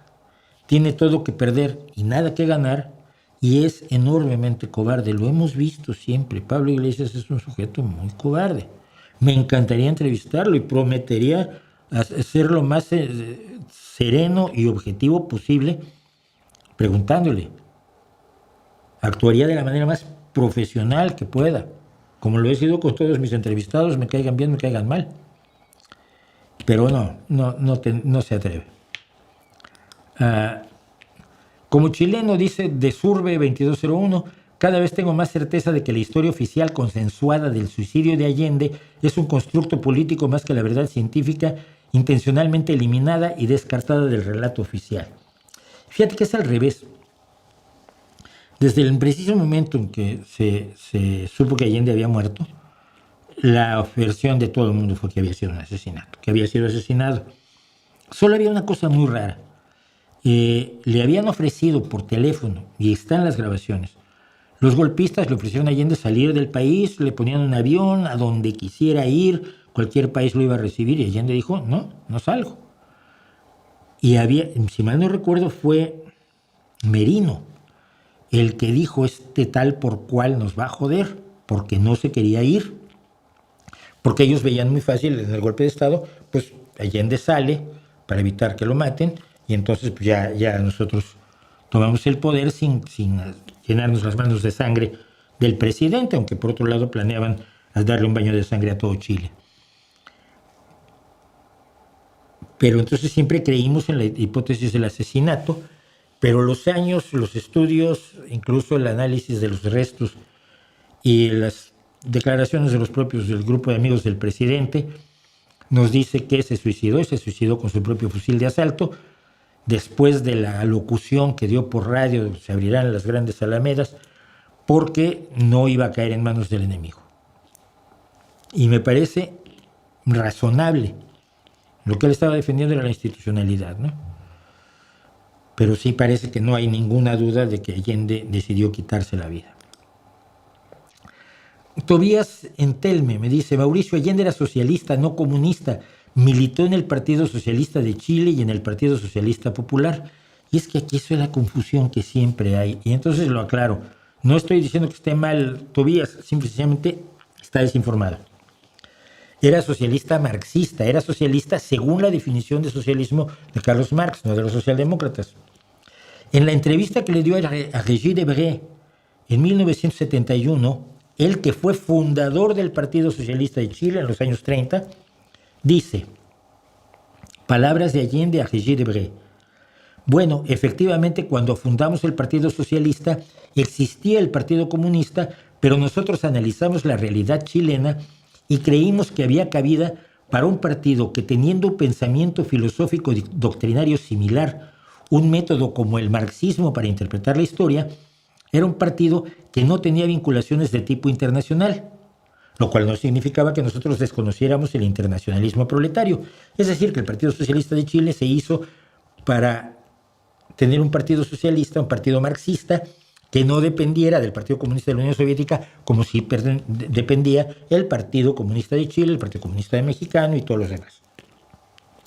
En la misma entrevista, Allende dice, en la Unidad Popular no hay ningún partido hegemónico, pero sí hay una clase hegemónica, la clase obrera, y hay un presidente socialista marxista, que era él. Y finalmente dice, la meta nuestra es el socialismo integral, científico, marxista. Y el PSC cuando nace se define como marxista, como se definían todas las personas del PSC que yo conocí refugiados en México, muchos de ellos colaboradores de Allende. Incluso por entonces, hablamos de 1973, el PSOE era marxista, mi partido era marxista, y no abandonó esa ideología sino hasta 1979. El proceso mediante el cual la socialdemocracia europea se liberó de ese lastre, del lastre del marxismo, fue largo. Empezó en 1959 con el programa de Godesberg del Partido Socialista Alemán. Y en cierto modo sigue. Todavía en mi partido hay gente muy mayor de edad, o sea, mucho más mayor que yo, que siguen siendo marxistas de viejo cuño y que a veces les entienden raro, no entienden claramente lo que es la socialdemocracia que tenemos en el partido actualmente. Yo digo, es muy triste que no se conozca la historia de la socialdemocracia. Y en la misma línea me dice Pablo Guerrero Retes, 56-52, me viene a la memoria Gilberto Rincón Gallardo, quien contendió para la presidencia del año 2000 con el noble y humilde propósito de quitarle votos a la izquierda, cuya candidatura encabezó Cuauhtémoc Cárdenas, y de inmediato me vino a la memoria que Gilberto en su membrete utilizó este símbolo. No sé qué opinión te merezca a la distancia este personaje, creo que su único mérito fue visibilizar a los discapacitados. Cuando creó el partido, Gilberto, yo ya no estaba en México, yo me fui en 99. Yo dejé armado parte del libro En el ombligo de la luna, con el cual resumíamos el gobierno de Cárdenas en la Ciudad de México, para demostrar que era un posible un gobierno, una administración bien hecha, que hiciera bien las cosas, punto, con un programa socialdemócrata que era lo que siempre tuvo Cárdenas. Yo dejé pues la parte mía de la campaña hecha antes de tomar un avión y venirme a España, y no volví a México.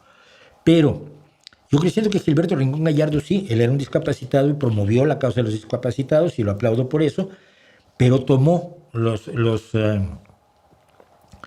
le digo yo, tomó por asalto la imagen de la socialdemocracia sin ninguna seriedad, cuando Cárdenas era quien tenía un claro programa socialdemócrata, y lo sé porque fui parte de su campaña desde el 96 pues hasta el 99, ¿no? Y como siempre, un partido que hace una persona para contender por la presidencia, es que así no se hacen los partidos. Se hacen los partidos sobre una base de principios para alcanzar el poder.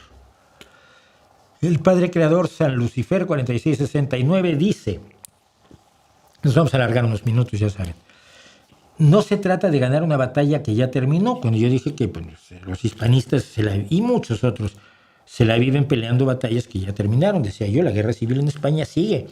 El guerra civilismo entre los que siguen tratando de, ay, es que Franco era maravilloso. No, la República era maravillosa. No, es que la República mató gente, ya, pero menos que Franco. Dice, se trata de esclarecer un poco hechos históricos que están contados muy a medias. Es de admirar que personas como Zunzunegui o Patricio Lons, al que no conozco, inciten aunque sea un poco a las personas a ver más allá de los libros de la SEP, la Secretaría de Educación Pública de México, así como usted que invita a las personas con su perspectiva de la historia, y luego una Q que no sé qué significaba, si iba a seguir y ya se cansó. Digo ya, pero yo no parto de mentiras ni de odios como los de Zunzunegui, como odios como los que Zunzunegui le copia a los neonazis españoles. Yo no cuento la historia a medias. Y decir que la historia real de México es la que cuenta la Secretaría de Educación Pública es un poco idiota, como decir que la verdadera historia de Estados Unidos es la que se cuenta en las escuelas. Obviamente la historia es más compleja de lo que se enseña en las escuelas de primaria. Pero ello no justifica que un vendemiedos venga a decirte que ellos te engañan y él con los nazis españoles y Putin te van a revelar la verdad histórica. Hombre, no. C. Flores C. 66 dice, si alguien, hablábamos de conspiranoia y autismo y de pues que ante el embate antivacunas del gobierno estadounidense, pues va a morir gente. Y dice C. Flores C. 66, si alguien muere por hacer caso a estos dichos estúpidos, es la selección natural trabajando. Los estúpidos sufren y mueren y los racionales sobreviven. Así de simple. Perdón, estoy sirviendo un poco de Coca-Cola, que tengo la garganta ya. Y entonces yo le respondo. No. Esas personas no son estúpidas. Son ignorantes y mueren engañados. No confundas la información que tienes con algún tipo de inteligencia porque te puedes llevar un chasco. Y es una cosa que pasa muy frecuentemente. La gente confunde la información con la inteligencia. Ay, es que estudió ingeniería, es muy inteligente. No, estudió ingeniería, tiene mucha información sobre ingeniería, pero puede ser profundamente imbécil. O no acabó la primaria y por lo tanto no es inteligente. Pues bueno, puede no haber acabado la primaria y ser enormemente inteligente. Conocemos casos. La inteligencia y el conocimiento son distintos. Había aquí en España, me ponía de muy mal humor, un programa que era si eres más listo que un niño de primaria, donde niños de primaria y adultos competían con preguntas propias de la educación primaria, ¿no? Eres más listo que un niño de primaria. Y dices que no tiene nada que ver con ser listo. ¿Estás informado o no estás informado? Pero la información no es inteligencia. La gente se sigue confundiendo. Bueno, yo sigo. Jesús Topete. No se trata de blanquear o satanizar a nadie, decía yo, por lo del cuento de que los hispanistas pretenden blanquear la conquista. Pero si comparamos la estructura jurídica virreinal española contra los sistemas coloniales de otras potencias, Francia, Inglaterra y obvio Israel, fíjate, sistemas coloniales de un país que creó en 1948 y que no tiene ni una colonia, y los abusos de otros imperios, incluido el mexica, contra sus súbditos provincianos, creo que el imperio español sale bastante bien parado. Ya lo blanqueó. No se trata de blanquear, pero ya lo pasó por la lejía, por la lavadora, ya los tendió al sol para que blanquee. Recomiendo la lectura biográfica de Hernán Cortés por Francisco Icaza, un cortesista de pro, profesor de Derecho e historiador, decano de la Libre de Derecho. Historiador, no, era un jurista de la Libre de Derecho. Bueno, pero contesto. Te voy a decir por qué tu intento de blanquear la conquista española, que es lo que hizo, es fallido. 1. Inglaterra no colonizó al estilo español, con sus soldados, su gobierno, sus leyes. Mira, los primeros que llegaron a Plymouth no eran del gobierno inglés, sino sus perseguidos, mayormente holandeses. Inglaterra no tiene una presencia institucional en América, sino hasta 1607, cuando la London Company, no la corona británica, la London Company, funda Jamestown. Inglaterra finalmente acaba con 13 colonias en un estrecho listón de la costa este de Norteamérica. Los que conquistan el resto del país, aniquilan y desposean a los indígenas, etc., no son el gobierno inglés, sino los estadounidenses originarios. Ya independizados, todo esto ocurre después de 1776. Así que acusar a los británicos del desastre demográfico de América del Norte es injusto. De Francia igual, su primera colonia funcional es la de Port Royal en Canadá en 1605. Para entonces llevías 100 años de dominio español en América. 100 años de esclavitud en América. 100 años de extracción de sus bienes en América. 100 años de desprecio. Sí, los indígenas eran súbditos españoles. No, eran súbditos de segunda, porque nunca tuvieron los puestos que tenían los criollos. Y los criollos no eran de tercera, porque los criollos eran los de segunda, porque tampoco tenían acceso a los puestos y a los privilegios que tenían los españoles de verdad, los peninsulares. ¿Ya?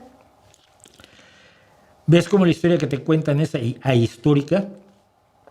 Si quieres analizar el colonialismo inglés, ve a la India. Ay, es que los españoles fundaron universidades. Ya, y los ingleses fundaron universidades en la India. Ya, pero es que ponían hospitales. Uy, pues los españoles pusieron un montón de hospitales en la India y en Sudáfrica los ingleses. ¿No decía Rudyard Kipling que precisamente ayudar a esta pobre gente era la carga del hombre blanco, the white man's burden? Se vio un paternalismo por parte de la colonia de la reina Victoria, un paternalismo enorme hacia los pueblos a los que también les extraían sus recursos y lo usaban como mercados.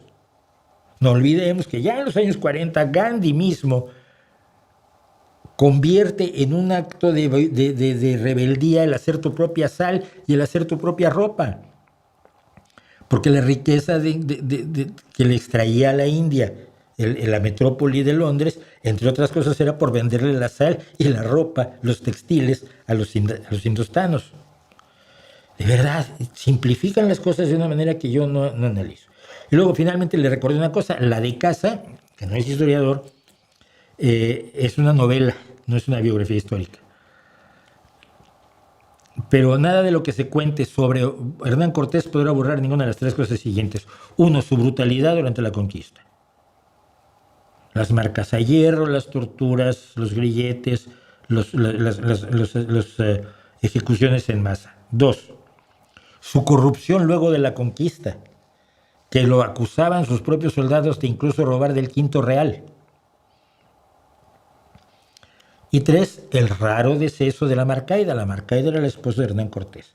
Hernán Cortés Hernán Cortés en lo que luego sería México, Hernán Cortés se refusila gustosamente con numerosas damiselas indígenas, principalmente, por supuesto, con la princesa Doña Marina. hasta que le informan que su mujer viene para acá de Cuba, porque él cuando salió de Cuba se le olvidó que había dejado una esposa. La llamaban la Marcaída. Y entonces lo primero que hace Cortés es tomar a su compañera, a la madre de su hijo, del bastardo Martín Cortés, tomar a su adorada doña Marina, que tanto hizo por él para ayudarle a conquistar a los mexicas, y la regala. Así como quien regala, sí, un bolígrafo, ¿no? Ay, mira, toma, te lo regalo. Regala a doña Marina y recibe a su esposa. Ay, ¿cómo estás? ¿Y tú cómo te portaste? Yo muy bien. ¿No hiciste? No, yo. Célibe, como buen cristiano. Cristiano viejo, por cierto. Y luego murió en condiciones muy raras la Marcaida. Y don Hernán Cortés y yo refocilándose por ahí. Cuidado con aquello. Y Miguel Bernal, EK8MV. De acuerdo contigo, pero no te escuchamos mucho cuando gobernaba el PRI-PAN. Coincido, Morena se prianizó. Ahí me van a perdonar, ¿eh? Le digo, a ver, ¿no leíste mi trabajo periodístico en México entre 1971 y 1999? ¿No leíste mis blogs desde el año 2000? ¿No escuchaste mis podcasts en distintos momentos, programas de radio en los que participé desde 2010? ¿Y no has visto ningún otro de los 2000 videos que tengo en este canal desde 2009? ¿Y te quejas?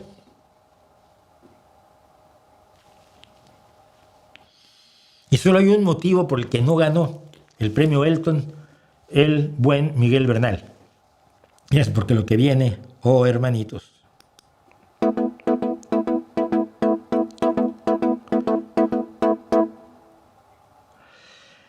Leonardo de González, 2774, sobre la pintura de la Virgen de Guadalupe que se venera como si fuera un producto mágico en la Basílica de Guadalupe en la Ciudad de México.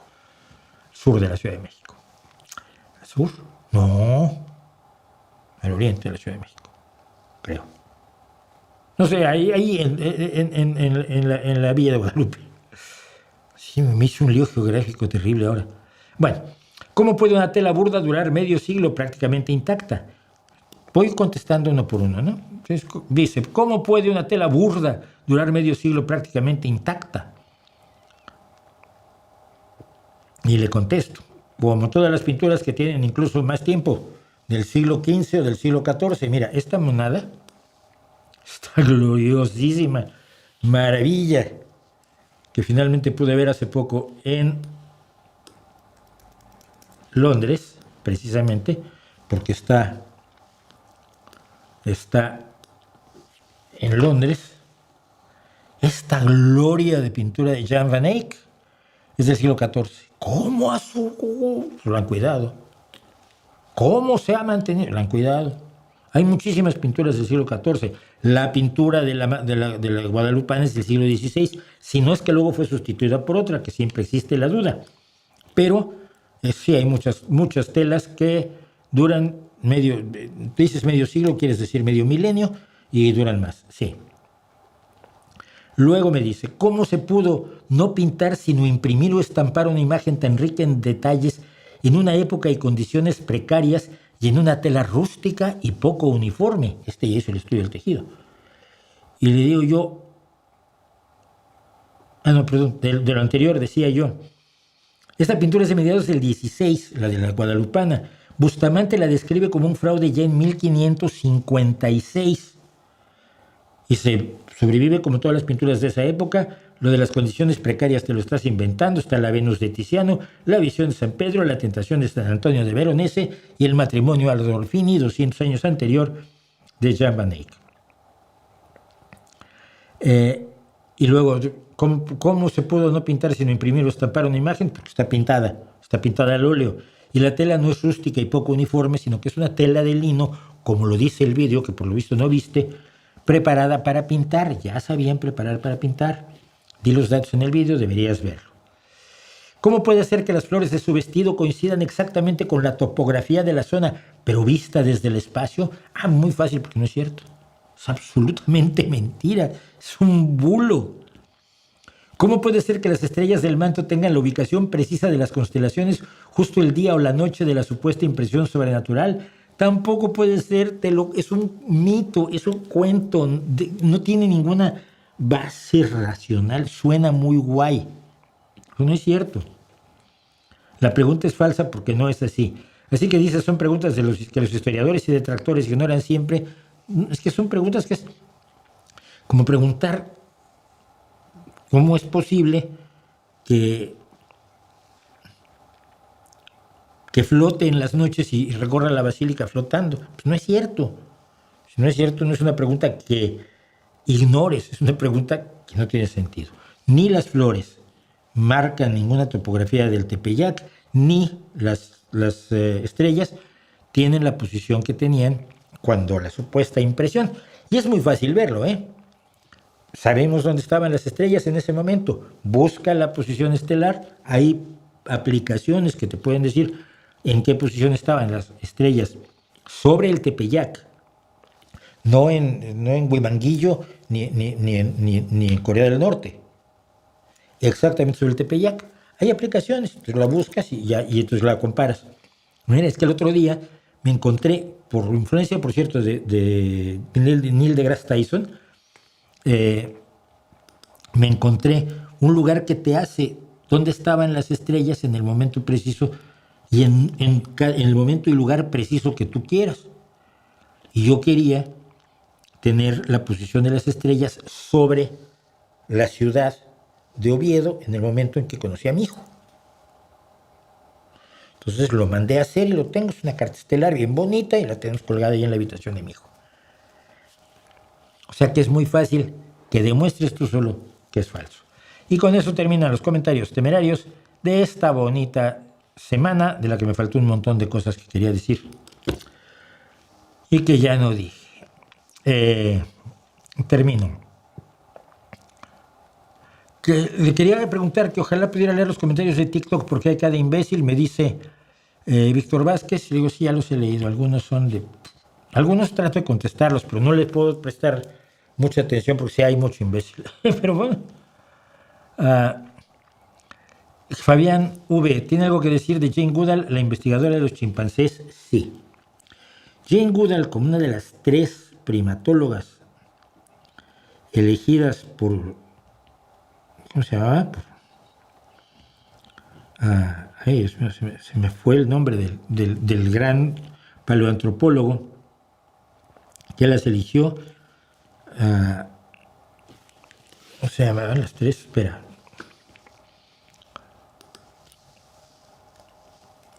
Pues sí, es que sí vale la pena mencionarlo, ¿no? Las 3 primatólogas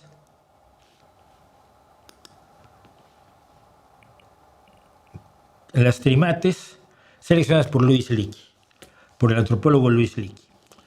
Fueron Jane Goodall, que se dedicó a estudiar a los chimpancés, Dian Fossey, los gorilas de la montaña, que fue asesinada por cazadores furtivos, y Viruté Galdica, que se ha dedicado a estudiar a los orangutanes. Bueno, las 3, Viruté Galdica es la única que sigue trabajando, lógicamente. Las otras 2 han muerto. Mira, el trabajo que hizo Jane Goodall cuando empezó a trabajar con los chimpancés es de un valor científico extraordinario. Absolutamente extraordinario.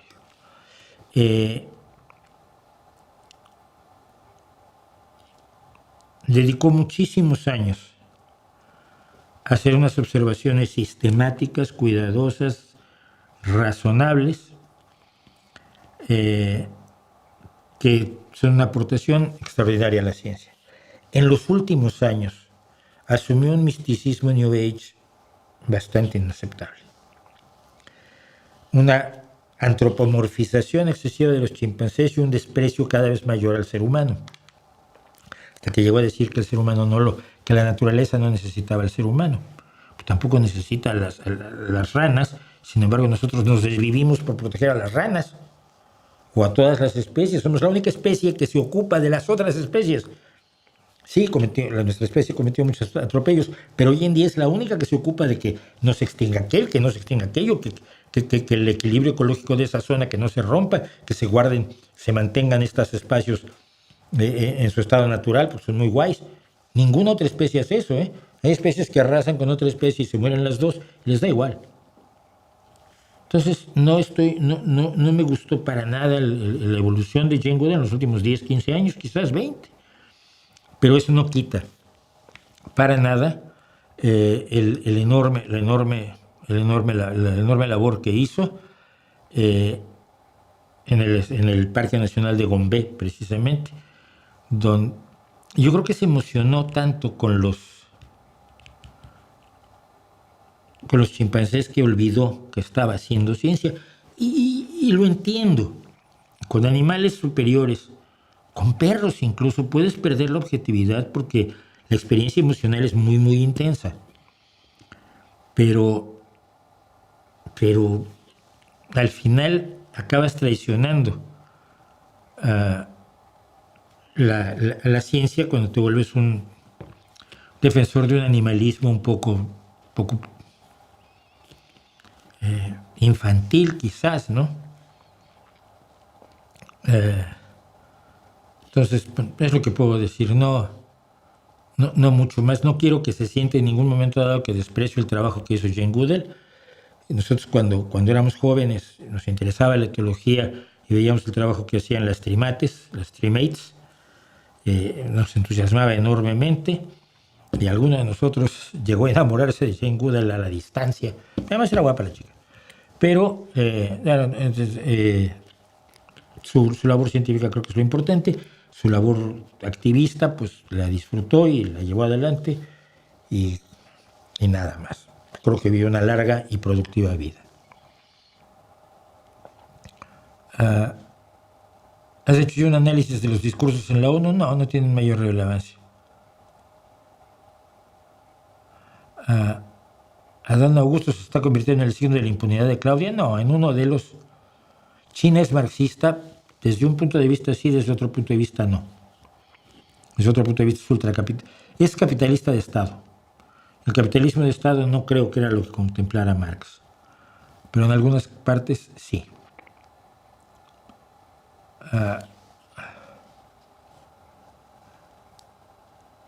Bueno, cuando tenga tiempo podría explicar qué es el Emergency or Shadow Docket que está usando la Suprema Corte de Justicia para dar a Donald Trump. No tengo idea qué es, lo voy a averiguar.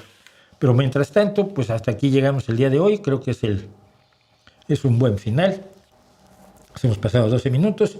Soy Mauricio José Schwartz. Muchas gracias por acompañarme. Muchas gracias a los 209 a los que les gustó el streaming. Acuérdense de recomendarnos.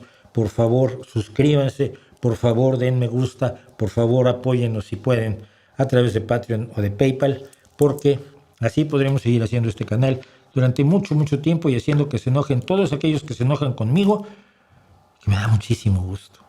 Nos vemos la próxima semana y mientras tanto, ahí les dejo mi reputación para que la hagan pedazos.